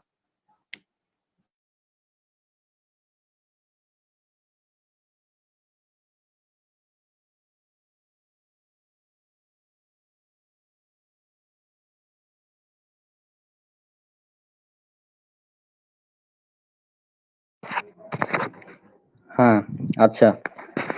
তো আশা করছি আপনারা বুঝতে পেরেছেন বিষয়টি।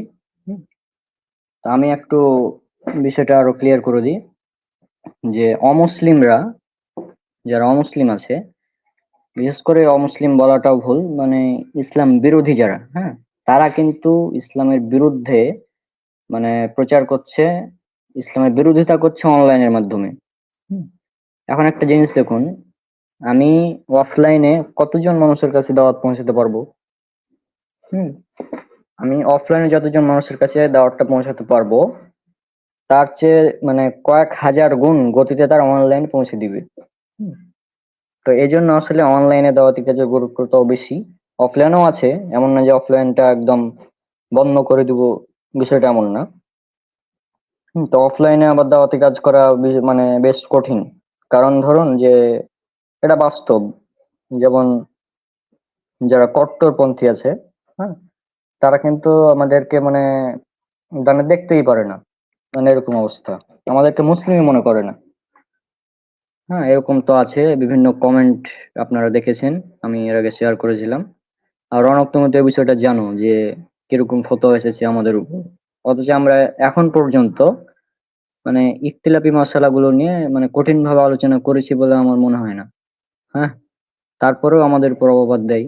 তো এই জন্য আসলে অফলাইনে দাওয়াতি কাজ করাটা অনেকটাই কঠিন। মানে আপনাকে ওখানে কথা বলতেই দিবে না, এরকম অবস্থা। তো যাই হোক, অনলাইনে দাওয়াতি কাজ করার গুরুত্বটা অনেক বেশি বর্তমান সময়ে, বিশেষ করে বর্তমান প্রেক্ষাপটে, যেহেতু নাস্তিক, ইসলাম বিরোধী, তারা ইসলামের বিরুদ্ধে যত অপবাদ আছে, কোরআনে ভুল আছে, হাদিসে ভুল আছে, এই সেই, হ্যাঁ, তারপর আমাদের রাসূল সাল্লাল্লাহু আলাইহি সাল্লামকে নিয়ে বিভিন্ন ধরনের অপবাদ তারা দেয়। তো এগুলোর খণ্ডন আমাদের করতে হবে অনলাইনের মাধ্যমে, যাতে তাদেরকে মানে যাতে সাধারণ মানুষ বিভ্রান্ত না হয়, কারণ সাধারণ মানুষের কাছে এই ভিডিওগুলো পৌঁছে যায়। তারা দেখে হঠাৎ, মানে ফেসবুক, ইউটিউব স্ক্রল করতে করতে দেখে যে কোরআনে এতটি ভুল, হ্যাঁ, যে ওই ভিডিওটা ক্লিক করলো, ক্লিক করে দেখার পর মানে তারা তো বিভিন্ন যুক্তি দিয়ে কথা বলে, আপনারা জানেন নাস্তিকরা। তো এই যুক্তি দিয়ে কথা বলতে বলতে বলতে মানে আর কি ব্রেন ওয়াশড করে ফেলে।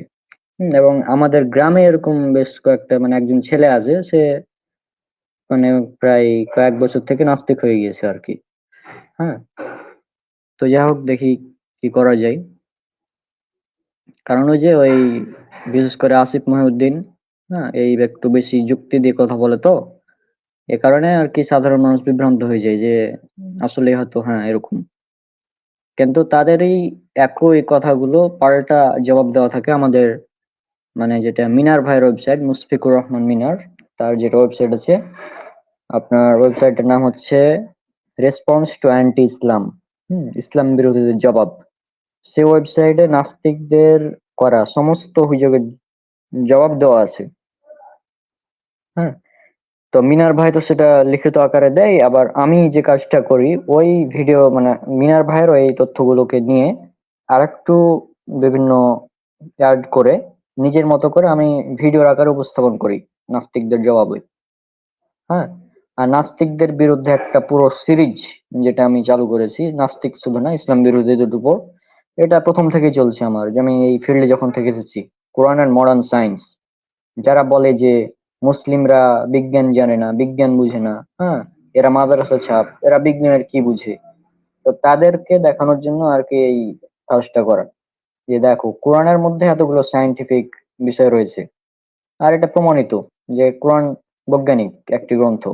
এখানে অযৌক্তিক, হ্যাঁ, অবৈজ্ঞানিক কিছু নাই। হ্যাঁ, অবৈজ্ঞানিক এখন তারা যদি বলে যে এই বিবর্তনবাদ, বিবর্তনবাদ এই বিষয়টা নিয়ে মানে স্বয়ং বিজ্ঞানীদের মধ্যে মানে অনেকগুলো বিজ্ঞানী আছে, তারা এই বিবর্তনবাদের বিরুদ্ধে বই লিখেছে।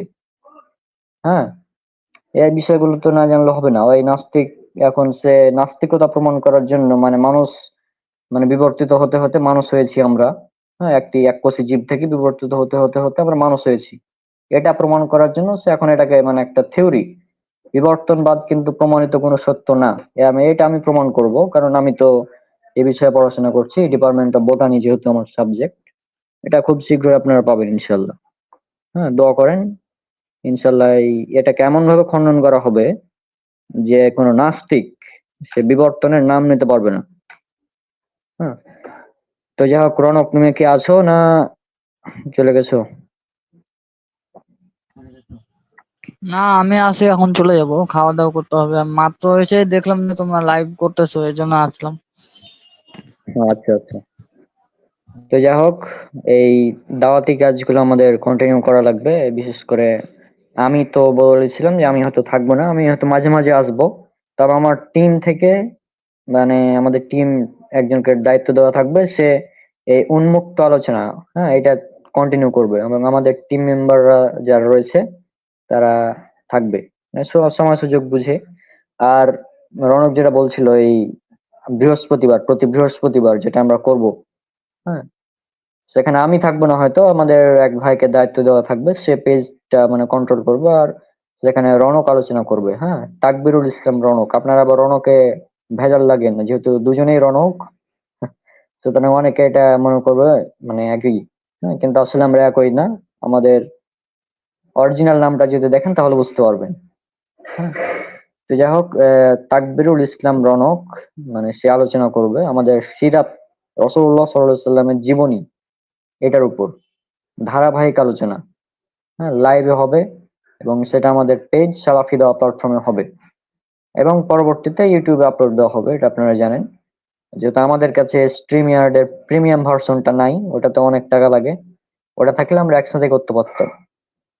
তো যাই হোক, এই ছিল ঘোষণা। আর আমি যদি এটা এখন উল্লেখ করি এই তাদের চক্রান্তটা সংক্ষেপে, যদিও এর আগের ভিডিওতে আগের লাইভে করেছিলাম, কিন্তু তারপরে যেটা হয়েছিল যে আমাদেরকে ব্লক করে দেওয়া হয়েছিল লাইভ। হ্যাঁ, মানে আমার ওই আইডি থেকে আর লাইভ করা যাবে না, রিচ ডাউন, মানে এমন অবস্থা করেছে। মানে তাদের, মানে যেহেতু সব কন্ট্রোল তাদের হাতে, আমাদের হাতে কিছু নাই, এই প্রযুক্তিগুলো তাদের কন্ট্রোলে রয়েছে। হ্যাঁ, তো তাই যাই হোক, আমি এখানে কিছু উল্লেখ করি। মুভির নাম, হ্যাঁ, এটা হচ্ছে PRNER, হ্যাঁ, FID। আমি বানান করে বলছি কারণ সরাসরি উচ্চারণ করলে তারা ধরে নেবে, এই জন্য। তো এই তারা বলবে এভাবে যে আমার এটা খুবই ভালো লাগে, আমাদের ইসলাম নাকি তার খুবই ভালো লাগে। মুনাফিকদের চরিত্র, যেটা যেটা আমাদের আরমান ভাই তিনি আলোচনা করেছেন খুব সুন্দর ভাবে, যে শুধু অন্তরে, মানে মুখে এক কথা বলছি কিন্তু আসলে আমি বাস্তবে অন্তরে অন্য কিছু আছে। হ্যাঁ, তো তাদের অন্তরে রয়েছে, আমি মানে আমাদের মা বোন যারা রয়েছে তাদেরকে আহ কি বলবো, বুঝে নেন, সেটা করবে। তো এটা করার জন্য তারা আর কি এই ফাঁদগুলো পাতে, এবং তাদের কথা শুনে আমাদের মেয়েরা তো অনেক নরম মনের হয়, তো তারা মনে করে যে এটা তো খুব ভালো একটা কাজ, যে একজন অমুসলিম সে যদি আমার মাধ্যমে মুসলিম হয় তাহলে তো এটা আমার জন্য জান্নাত কনফার্ম, সেটা মনে করে দিয়ে তারা এই ফাঁদে পড়ে তাদের অবস্থা খারাপ করে। প্রথমত তারা যে গোপন কাজটা করবে, তারপর সেটা আবার ক্যামেরায়, গোপন ক্যামেরার মাধ্যমে ভিডিও রেকর্ড করবে, তারপর আবার ব্ল্যাকমেল করবে। হ্যাঁ, এবং জোরপূর্বক বলবে যে তোমরা আমাদের ধর্ম, আমার ধর্ম যেটা সেটা গ্রহণ করো, মানে তাদের যেটা ধর্ম। হ্যাঁ, অথচ আমাদের পবিত্র কোরআন সূরা বাকারা সূরা নাম্বার 2 আয়াত নাম্বার 256 তে আল্লাহ সুবহানাহু ওয়া তাআলা বলছেন, লা ইকরাহ ফিদ-দীন, আর দিন গ্রহণের ব্যাপারে কোনো জোর জবরদস্তি নেই। আল্লাহ বলছেন দিন গ্রহণের ব্যাপারে কোনো জোর জবরদস্তি নেই, কিন্তু তারা ব্ল্যাকমেল করে জোরপূর্বক তাদের ধর্ম গ্রহণে বাধ্য করে। এবং এটা তারা করে কোথায়? বিশেষ করে school, college, university, coaching centre, হ্যাঁ, এবং বর্তমানে তো স্কুল কলেজ পার হয়ে তারা মাদ্রাসা পর্যন্ত চলে গিয়েছে। যেমন বেশ কিছু নিউজ আমি দেখিয়েছিলাম কিছুদিন আগে, যে মাদ্রাসার ছাত্রীদের সাথেও তারা মানে শুরু করেছে আর কি। হ্যাঁ, তো এই হচ্ছে মূল ব্যাপার, মূল চক্রান্ত তাদের।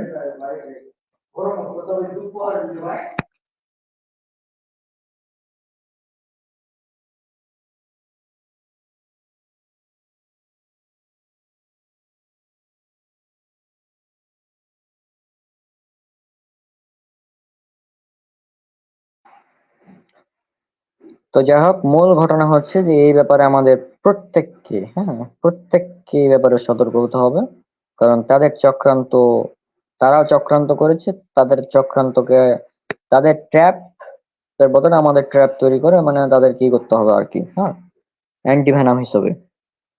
তো যাই হোক, এটা তারা আবার নাম দিয়েছে নিজেদের মতো করে, একটি অ্যারাবিক শব্দ এবং একটি ইংলিশ শব্দের মাধ্যমে। অ্যারাবিক শব্দটি হচ্ছে জিমহাদাল, আর ইংলিশ শব্দটি হচ্ছে, এই যে LOVE। তো এই LOVE, জিমহাদাল দিয়ে তারা বলতে চায় যে এটা আমরা নাকি করি, এটা তারা করে। আসলে বিষয়টা এমন না।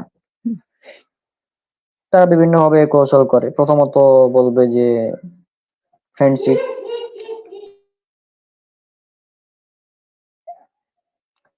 প্রথমত ফ্রেন্ডশিপ হবে, তারপর জাস্ট ফ্রেন্ড নামে যেটা চলে আজকাল সেটা আপনারা জানেন।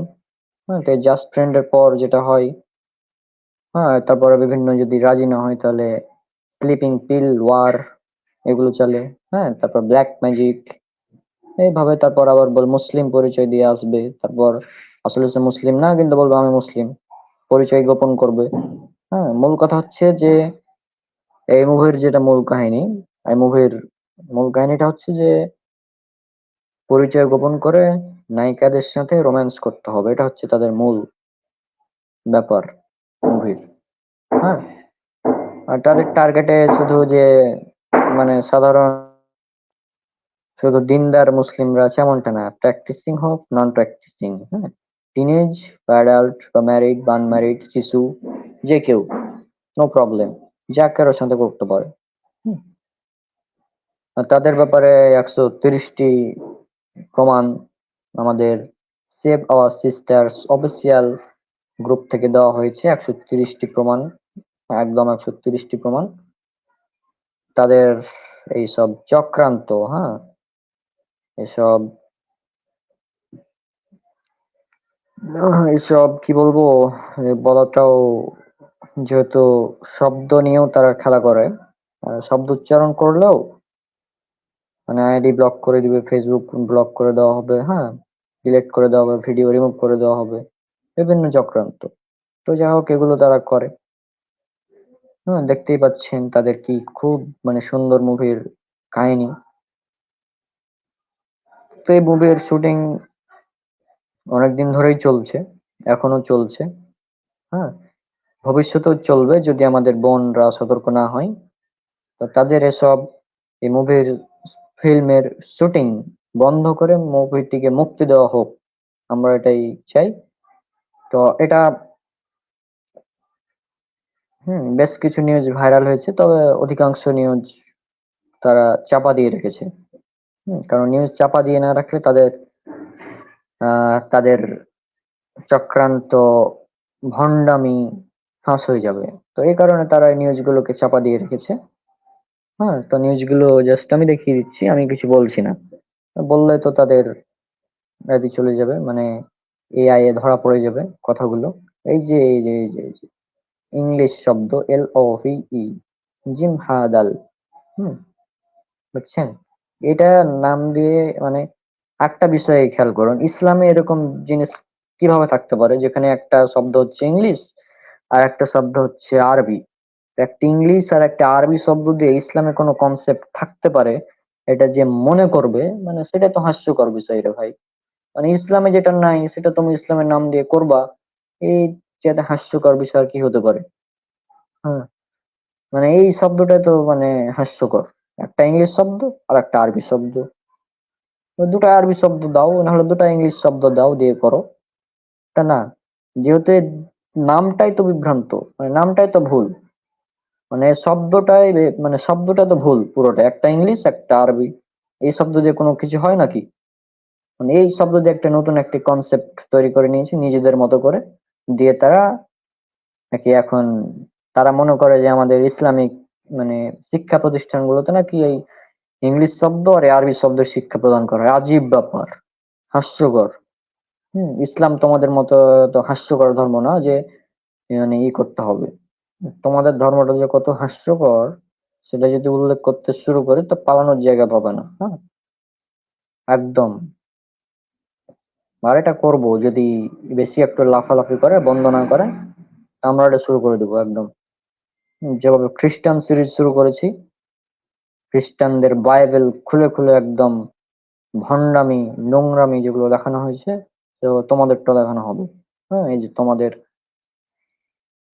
এইচ যুক্ত রস্যু, এই ধর্ম, একদম, যদিও তোমাদের এই ধর্ম নামটাই তো তোমাদের ধর্মগ্রন্থে নাই, তারপরেও নাকি করে। যাই হোক, হাস্যকর কথা। এখন যেহেতু তোমরা আমাদের মুসলিম বোনদেরকে টার্গেট করছো, তো আমরাও কি করব, সমস্যা নাই, আসেও, খেলা হবে, খেলবো, নো প্রবলেম। এখন যেটা মূল ঘটনা সেটা তো আমি বললাম, কাহিনীগুলো আপনারা বুঝতে পেরে গিয়েছেন মূল কাহিনী কি। হ্যাঁ, সর্বশেষ একটাই কথা বলবো, সেটা হচ্ছে আমাদের যারা মুসলিম দিনী ভাই এবং বোন, আপু রয়েছেন, তারা জাস্ট সাবধান থাকুন।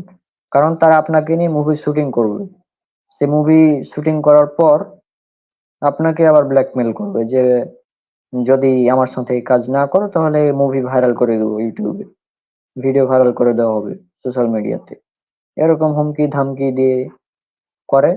হ্যাঁ, আর তাদের ফাঁদে পা দেওয়া, যেহেতু মুভির নামই তো এটা, তো তাদের ফাঁদে যদি আপনি পা দেন তাহলে তো অবস্থা খারাপ হবেই, তাই না?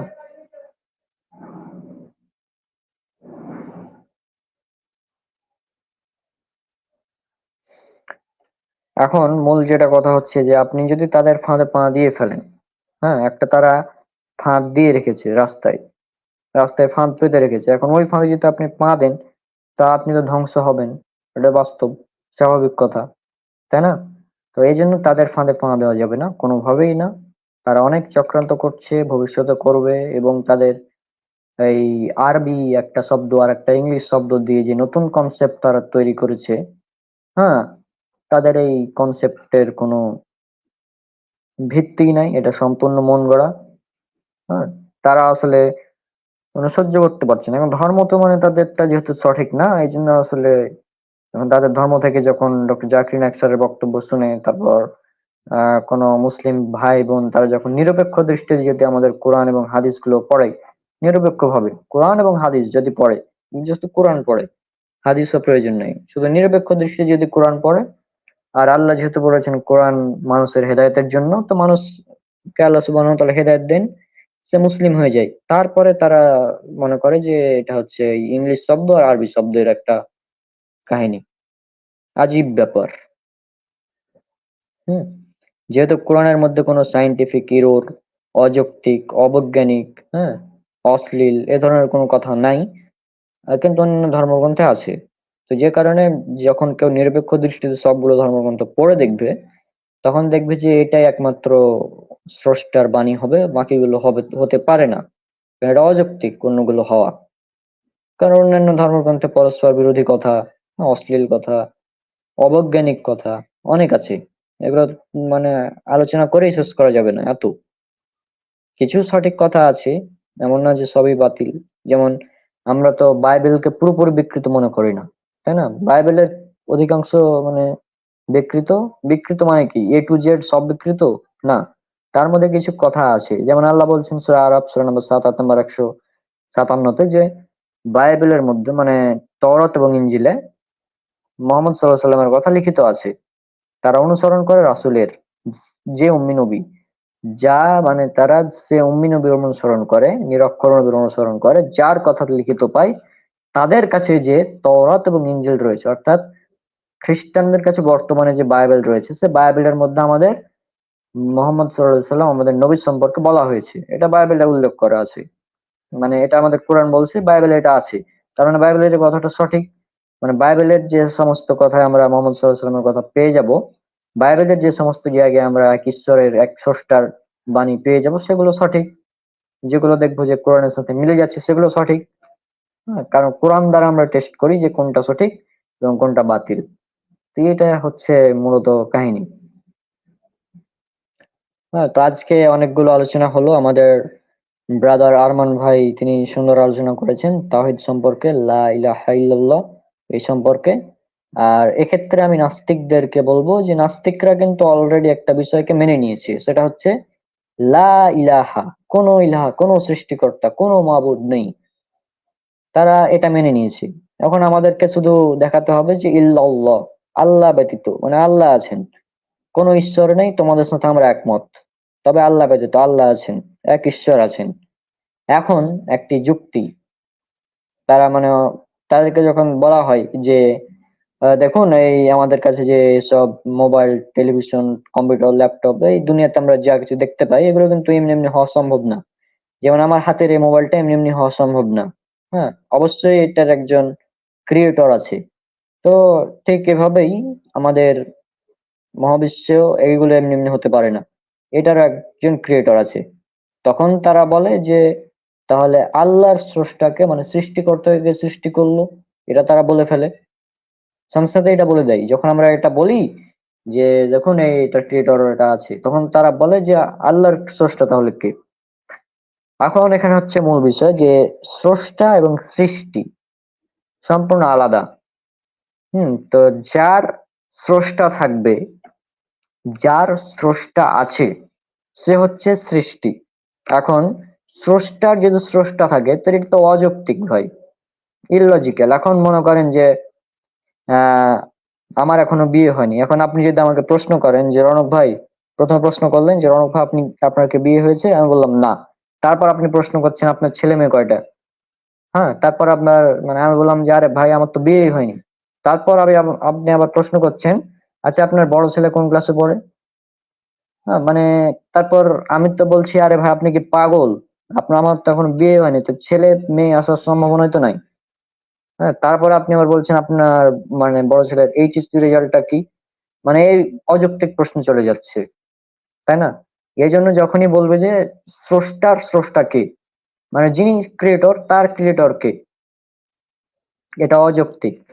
একইভাবে অযৌক্তিক যেমন এক অবিবাহিতকে বলা হয় যে তোমার ছেলে মেয়ে কয়টা, তোমার ছেলে কোন ক্লাসে পড়ে, হ্যাঁ, তোমার ছেলের এইচএসসি এসএসসি রেজাল্ট কি।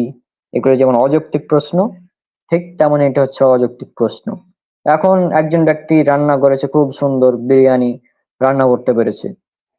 তো এই বিরিয়ানিটা এমনি এমনি হয়নি, একজন এটাকে রান্না করেছে, তো একজন রাঁধুনি আছে। এখন যদি বলে যে রাঁধুনিকে কে রান্না করলো, এই প্রশ্নটা যেমন অযৌক্তিক, ঠিক একইভাবে অযৌক্তিক প্রশ্ন হচ্ছে ওই স্রষ্টাকে কে সৃষ্টি করলো। একদম অযৌক্তিক প্রশ্ন এটা, হাস্যকর প্রশ্ন। আর আমি এই জন্য বলি নাস্তিকরা হচ্ছে ব্রেইনলেস, কারণ তাদের ব্রেন নাই। ব্রেন থাকলে এই সব অযৌক্তিক প্রশ্ন করতো না। আর ব্রেন থাকলে কেউ নাস্তিক হয় না, পড়াশোনা করে কেউ নাস্তিক হয় না। হ্যাঁ, পড়াশোনা করে যদি কেউ নাস্তিক হতো তাহলে সে নাস্তিক, সবচেয়ে পৃথিবীর সবচেয়ে বড় নাস্তিক হতো ডক্টর জাকির নাইক।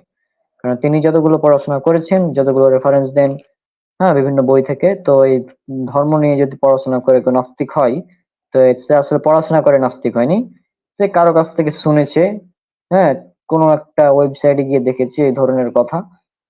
তারপর মানে নিজস্ব ব্রেনকে, শয়তানের ব্রেন, মানে শয়তান তাকে কন্ট্রোল করেছে আর কি, বিষয়টা এমনই। হুম, পড়াশোনা করে কেউ নাস্তিক হয় না। মানুষ নাস্তিক তখন হয় যখন সে কিছুই জানে না, কোরআন সম্পর্কে জানে না, হাদিস সম্পর্কে জানে না। এখন আপনি একজন কোরআন পড়েই দেখেননি, হাদিস পড়েই দেখেননি, হ্যাঁ, হাদিসের নামও জানেন না, হাদিস গ্রন্থের। এখন আপনাকে এসে বললো যে কোরআনে এরকম এরকম কথা আছে, তো এটা হাস্যকর কথা, মানে তো সে বলে দিলেই হবে। তখন আপনি তখন চিন্তা করতে লাগলেন যে হ্যাঁ তাই তো, এটা তো সম্ভব না। হ্যাঁ, তখন মানে আপনার এই ব্রেনকে শয়তান তখন অস্ত্র দিবে, দিয়ে তখন বলবে যে হ্যাঁ তাহলে স্রষ্টা বলতে কেউ নেই। হুম, তো এইভাবে আর কি মানুষ, মানে নাস্তিকরা আর কি ব্রেন ওয়াশ করে সাধারণ জনতাকে। তো তাদের খণ্ডনে আমাদের এই উন্মুক্ত আলোচনা সিরিজ, নাস্তিকদের জবাব series, Quran and modern science series, even বিভিন্ন সিরিজ আমাদের চলবে। আর আপনারা সবাই আমাদের সালাফি দাওয়া প্ল্যাটফর্ম এর সাথে যুক্ত থাকবেন। আমাদের সালাফি দাওয়া প্ল্যাটফর্ম ইনশাল্লাহ খুবই শীঘ্রই একটি বড় অনলাইন প্ল্যাটফর্ম হতে যাচ্ছে। হ্যাঁ, আপনারা দেখতেই পাচ্ছেন বর্তমানে এটার হুম প্রায় 1000-এর অধিক ভিডিও রয়েছে আমাদের এই চ্যানেলে বর্তমানে। 1000-এর অধিক ভিডিও রয়েছে। হ্যাঁ, তো আপনারা এই ভিডিওগুলো দেখবেন নিয়মিত। আর আমার অনার্সের এই এক্সামটা কমপ্লিট হোক, পড়াশোনাটা শেষ হোক, তারপর ইনশাল্লাহ খেলা হবে একদম। নাস্তিকদের কত ভাব আছে একদম সব বের করে দেওয়া হবে, যত তাদের আছে। দেখবো কার কত জ্ঞানের, তাদের মানে তাদের কত যে তারা বিজ্ঞান বুঝে। হ্যাঁ, বিজ্ঞান যে তারা কত বুঝে সেটা দেখিয়ে দেবো ইনশাল্লাহ। হুম যাই হোক, আজকে অনেকগুলো আলোচনা করলাম। সবাই আমাদের জন্য অনেক অনেক দোয়া করবেন, আল্লাহ যেন আমাদেরকে হেফাজত করেন এবং এই ওদের ষড়যন্ত্র থেকে আমাদের মুসলিম দিনী ভাই বোনদের হেফাজত করেন। হ্যাঁ, এই দোয়া এবং আপনাদের প্রতি আহ্বান যে আপনারা ইসলাম প্রচারে এগিয়ে আসুন, ইসলাম প্রচারে আমাদের সাহায্য করুন। হ্যাঁ, আপনি বিভিন্ন সালাফি আলেমদের লেকচার ডাউনলোড করে আপলোড করুন, শেয়ার করুন। হ্যাঁ, আমাদের লেকচার গুলো আপলোড করতে পারেন, শেয়ার করতে পারেন। হ্যাঁ, অমুসলিমদের বিভিন্ন প্রশ্নের জবাব আমরা নিয়ে কাজ করি। আমাদের কাজ কম্পারেটিভ রিলিজিয়ন মূল, হ্যাঁ, তুলনামূলক ধর্মতত্ত্ব। এরপরে অন্যান্য বিষয় নিয়ে আমরা কথা বলবো। হ্যাঁ, প্রত্যেকটা বিষয়ে আলোচনা হবে ইনশাল্লাহ, প্রত্যেক টপিক আলোচনা হবে। আর এখানে আর একটি কথা সর্বশেষ বলে দিই, যেটা আমার উপর অভিযোগ, যে ভাই আপনি আপনার নামের আগে ব্রাদার কেন যুক্ত করলেন? এখন কি আপনার বাবা মা আত্মীয় স্বজন সবাই ব্রাদার বলে ডাকবে আপনাকে? তো এটা কথা হচ্ছে যে ব্রাদার যুক্ত করেছি আমি বাধ্য হয়ে। জি, বাধ্য হয়ে। কারণ অনলাইনে এখন আমি তো বেশ অনেকেই আমাকে চিনে। তো যে কারণে আর কি হঠাৎ হঠাৎ হুম এসে, যখন ব্রাদার নাম ছিল না আমার, তখন এসে আসসালামু আলাইকুম শায়েখ, কেমন আছেন? শায়েখ হলো ভালো, তারপরে হুজুর, মাওলানা সাহেব ইত্যাদি বিভিন্ন ভাবে সম্বোধন করে, যেগুলো আমার পছন্দ না। কারণ আমি তো ভাই একজন জেনারেল ছাত্র, তুমি আমাকে বলছো শায়েখ, আলেম, হ্যাঁ, মাওলানা সাহেব, হুজুর ইত্যাদি বলছো। তো এগুলো যেহেতু আমার পছন্দ না, তো সেজন্য আমি একটা দেখলাম যে কি করা যায়। তখন দেখলাম যে যদি আমি ব্রাদার ব্যবহার করি তাহলে আমাকে তারা ভাই বলেই ডাকবে, এবং তারপর থেকে অবশ্যই তারা আমার মানে রণক ভাই বলে ডাকে এখন তারপর থেকে। হ্যাঁ, তো যাই হোক, এই ব্রাদারটা বাধ্য হয়েই দেওয়া হয়েছে, কোনো করে না। আর অনেকে মনে করে যে রাহুল ভাইয়ের থেকে কপি করে ব্রাদার লাগানো হয়েছে। তো হ্যাঁ, রাহুল ভাইয়ের থেকে যদি কপি করে লাগাই তো সমস্যাটা কি? রাহুল ভাই যে লাইনে কাজ করে আমিও সে একই লাইনে কাজ করছি, তো এই ক্ষেত্রে তো সমস্যা হওয়ার কথা না, তাই না? আর ভারতে, ইন্ডিয়াতে এটা কমন, যারাই জেনারেল শিক্ষিত, দাওয়াতের কাজ করে, তুলনামূলক ধর্মতত্ত্ব নিয়ে কাজ করে, নাস্তিক, হিন্দু, অমুসলিমদের সঙ্গে ডিবেট করে, তারা নামের আগে ব্রাদার শব্দটা যুক্ত করে। তো এতে খারাপের কি আছে? হ্যাঁ, আর অনেকে মনে করে এটা অমুসলিমদের কালচার, এটা হাস্যকর কথা। অমুসলিমদের কেউ ব্রাদার থাকে না। হ্যাঁ, খ্রিস্টানদের আছে, তারা বলে যে খ্রিস্টানদের আছে ফাদার, হিন্দুদের আছে স্বামী, তো মুসলিমদের আছে ব্রাদার, এরকম তারা বলে। তো এটা থাকলে সমস্যা কি? আসলে এটা সমস্যার কিছু না। হ্যাঁ, এটা আসলে আমাদের ভিতরে মানে মানে বাড়াবাড়ি, আমাদের বিরোধিতা করার জন্য তারা এগুলো করে। তো যাই হোক, এই ব্রাদার, এগুলো হাস্যকর, যে আমার নামের আগে ব্রাদার কেন, এইসব হাস্যকর প্রশ্ন। হ্যাঁ, আমার বাড়িতে আমার মানে আত্মীয় স্বজন ব্রাদার বলে ডাকবে না, আমাকে রনক বলে ডাকবে। হ্যাঁ, রওনাক এটা তো আমার আসল নাম না, রনক, মূলত RONOK, এটাই অরিজিনাল নাম। যদি এগুলো কোনোটাই আমার সার্টিফিকেটে নাই, আমার সার্টিফিকেটে শুধু অনলি এমডি মোসাব্বিরুল ইসলাম আছে, অনলি এমডি মোসাব্বিরুল ইসলাম, এটা আমার নাম। তো এই রওনাক এটা আমার নাম, নিক নেম। এবং ব্রাদার রওনাক এটা, যেহেতু এই অনলাইন প্ল্যাটফর্মে কাজ করছি, তুলনামূলক কম্পারেটিভ রিলিজিয়ন নিয়ে, এজন্য রাখা। আমাদের ব্রাদার আরমান ভাই আছে, তার ওপরে একই অভিযোগ, ব্রাদার কেন? হ্যাঁ, তো যাই হোক, এগুলো সব হাস্যকর, বিরোধিতা করার জন্য এগুলো করা হয়। এগুলো আসলে কিছু না। আর এখানে আমাদের সালাফি দাওয়া প্ল্যাটফর্মে আপনারা যে কেউ, যারাই মানে দাওয়াতি কাজ করতে চান, যুক্ত হতে পারেন, নো প্রবলেম। সালাফি দাওয়া প্ল্যাটফর্ম। হুম তার মানে এই না যে এখানে কোনো হানাফিকে অ্যালাউ করা হবে না। আমাদের টিমে হানাফিরাও আছে। কিভাবে আছে এটা অনেক অবাক হয়ে যায়, যে সালাফির টিমে আবার হানাফি কিভাবে থাকতে পারে, এটা সম্ভব কিভাবে? তো আমরা মূল কথা হচ্ছে যে আমরা আকীদা এবং মানহাজ, এগুলো দেখি। কে হানাফি, কে শাফি, কে মালিকি, হাম্বলি, এগুলো আমরা দেখতে যাই না। আমাদের ডক্টর খন্দকার আব্দুল্লাহ জাহাঙ্গীর রহমাহুল্লাহ, তিনি কিন্তু হানাফি। হ্যাঁ, কিন্তু তার আকীদা, মানহাজ এগুলো সব সালাফে সালেহিনদের সাথে মিলে। এজন্য আমরা তাকে ভালোবাসি, তার কথাগুলো আমরা গ্রহণ করি। হুম ডক্টর জাকির নায়েক, তিনি কিন্তু অনেকে তাকে আহলে হাদিস মনে করে, কিন্তু তিনি আসলে সাফি মাযহাবের অনুসারী একদম পুরো, এটাই বাস্তব।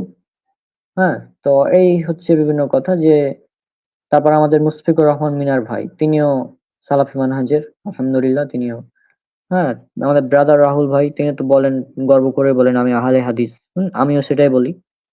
আমি আহলে হাদিস, তবে আমার ফিক এবং উসুলের ক্ষেত্রে শাফি মাযহাব ফলো করি। হ্যাঁ, এটা একটি গুরুত্বপূর্ণ পয়েন্ট। এটা অনেকে বুঝবে না, যারা একটু জ্ঞান রাখে তারা বুঝবে, সাধারণ জনতা এগুলো বুঝবে না। উসুল কি, ফিক কি, হ্যাঁ, এগুলো তারা বুঝতে পারবে না। আর আমাদের শেখ নাসিরউদ্দিন আলবানী রাহিমাহুল্লাহ, তার মানহাজুস সালাফ বইয়ের 105 নম্বর পৃষ্ঠায় তিনি বলে দিয়েছেন যে একজন তলিবুল ইলম, তার জন্য সর্বোত্তম হচ্ছে শাফিঈ এবং হাম্বলি মাযহাব, সর্বোত্তম। তবে তাকলিদ করা যাবে না, তাকলিদ এটা নিষিদ্ধ, তাকলিদ এবং মাযহাব দুটো আলাদা বিষয়। এটা নিয়ে আমার বিস্তারিত ৩৯ মিনিটের আলোচনা আছে, সেটা দেখবেন, ক্লিয়ার হয়ে যাবেন। তাকলিদ হচ্ছে অন্ধভাবে, হ্যাঁ, দলিল তালাশ না করে অন্ধভাবে নির্দিষ্ট একজন ইমামকে মেনে চলা, এটা হচ্ছে তাকলিদ।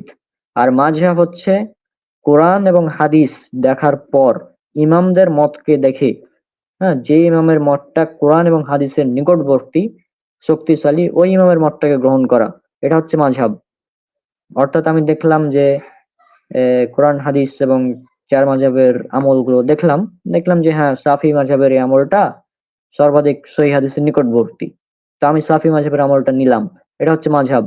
কিন্তু যদি আমি দেখছি যে হ্যাঁ, শাফি মাযহাবের এই আমলটা কোরআন হাদিসের নিকটবর্তী, কিন্তু আমি হানাফি, এই জন্য আমি শাফি মাযহাবের আমলটা করতে পারবো না, এটা হচ্ছে তাকলিদ, এটা আর মাযহাব থাকছে না। তো এই মাযহাব আর তাকলিদের মধ্যে পার্থক্য যারা করতে পারে না, তারাই মূলত এরকম অভিযোগগুলো করে।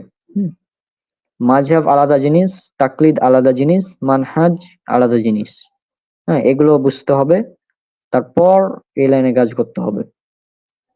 আমাদের প্ল্যাটফর্মের নাম সালাফি দা প্ল্যাটফর্ম কেন, এটা নিয়ে অনেকের অভিযোগ। তো ভাই, আমরা সালাফি, সালাফ মানে আমাদের পূর্ববর্তী যারা রয়েছে, রাসূল সাল্লাল্লাহু আলাইহি সাল্লাম, সাহাবীগণ, তাবেঈ, তাবেঈগণ, হ্যাঁ, তারা রয়েছেন। তো এই জন্য আমরা সালাফদের, যারা তাদেরকে অনুসরণ করে, তারা হচ্ছে সালাফি। এবং তারা কারণ নির্দিষ্ট একজনের অন্ধ অনুসরণ করবে, যেমন আহ, আমাদের ইমাম শাফিঈ, ইমাম মালিক, ইমাম আহমদ বিন হাম্বল রাহিমাহুল্লাহ, তারাও কিন্তু আমাদের সালাফ। তার মানে এই না যে আমরা তাদেরকে নির্দিষ্টভাবে একজনের অন্ধ অনুসরণ করব, বিষয়টা এমন না। আমাদের ইমাম বুখারী, ইমাম মুসলিম, ইমাম আবু দাউদ, তিরমিজি, হ্যাঁ, রাহিমাহুল্লাহ, ইনারা যারা ইমামরা রয়েছেন, তারা আমাদের সালাফ। তো তাদের নিয়ম অনুসারে যে কোরআন হাদিস আমরা বুঝি। অনেকে মনে করে যে আহলে হাদিসরা শুধু কোরআন হাদিস মানে নিজেদের মন মতো মানে, এটা একটা হাস্যকর অভিযোগ। কারণ আহলে হাদিসরা হচ্ছে সালাফি কেন, তারা কোরআন এবং হাদিস নিজেদের মন মতো বুঝে না, তারা কোরআন এবং হাদিসকে বুঝে সালাফদের মানে বুঝ অনুযায়ী। তা সালাফরা যেভাবে বুঝেছেন সেভাবে আমরা কোরআন হাদিসকে বুঝি, এই জন্যই আমরা সালাফি, এই জন্য আমরা আহলে হাদিস। হ্যাঁ, এই জন্যই আমরা আহলে হাদিস সালাফি। তো এই জন্য আমাদের প্ল্যাটফর্মের নাম সালাফি দা প্ল্যাটফর্ম। আপনি ফিকহে হানাফি হন, শাফিঈ হন, মালিকি হন, হাম্বলি হন, নো প্রবলেম।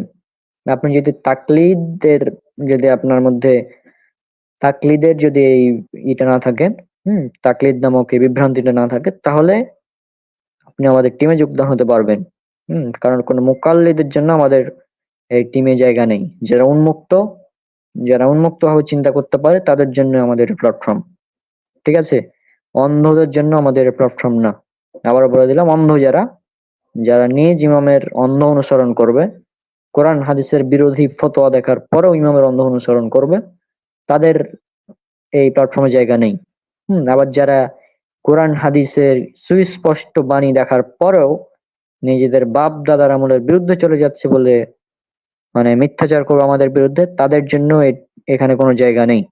এখানে তাদের জন্যই জায়গা রয়েছে যারা উন্মুক্ত, যারা সালাফদের মানহাজ অনুযায়ী দাওয়াতি কাজ করবে, তাদের জন্য। আর যারা কম্পারেটিভ রিলিজিয়ন নিয়ে কাজ করবে, তাদের জন্য এই প্ল্যাটফর্ম। সুতরাং আপনারা আসতে পারেন আমাদের প্ল্যাটফর্মে। আমাদের প্ল্যাটফর্মে বর্তমানে প্রায় 20 জনের অধিক মেম্বার রয়েছেন, এবং এটা আমি শুরু করেছিলাম 2022 সালে। আমি, ইকরামুজ্জামান রোকন, হ্যাঁ, ফারদিন ইহসান অয়ন এবং কামরুল হাসান রাব্বি, এই 4 জন মিলে আমরা এই সালাফি দাওয়া প্ল্যাটফর্ম টিম চালু করেছিলাম, এবং বর্তমানে আলহামদুলিল্লাহ আমাদের অনেকেই এই টিমে যোগদান করেছেন এবং ভবিষ্যতে হবে ইনশাল্লাহ। তো আপনারা আমাদের জন্য দোয়া করবেন এবং আমাদের এই প্ল্যাটফর্মটিকে যেন আল্লাহ কবুল করেন দিনের জন্য, এটার জন্য আপনারা দোয়া করবেন। তো আজকে বিদায় নিলাম। ইনশাল্লাহ আমাদের নিয়মিত ধারাবাহিক আলোচনা চলবে আমাদের প্ল্যাটফর্ম থেকে। যদিও আমি এই লাইনে তেমন কাজ করব না আর, যেহেতু আমার অনার্সের পড়াশোনা রয়েছে, এই জন্য আর কি বিরতি নিলাম কিছুদিনের জন্য। তো আজকে বিদায় নিচ্ছি, সে আমাদের জন্য দোয়া করবেন। আসসালামু আলাইকুম ওয়া রাহমাতুল্লাহি ওয়া বারাকাতুহু।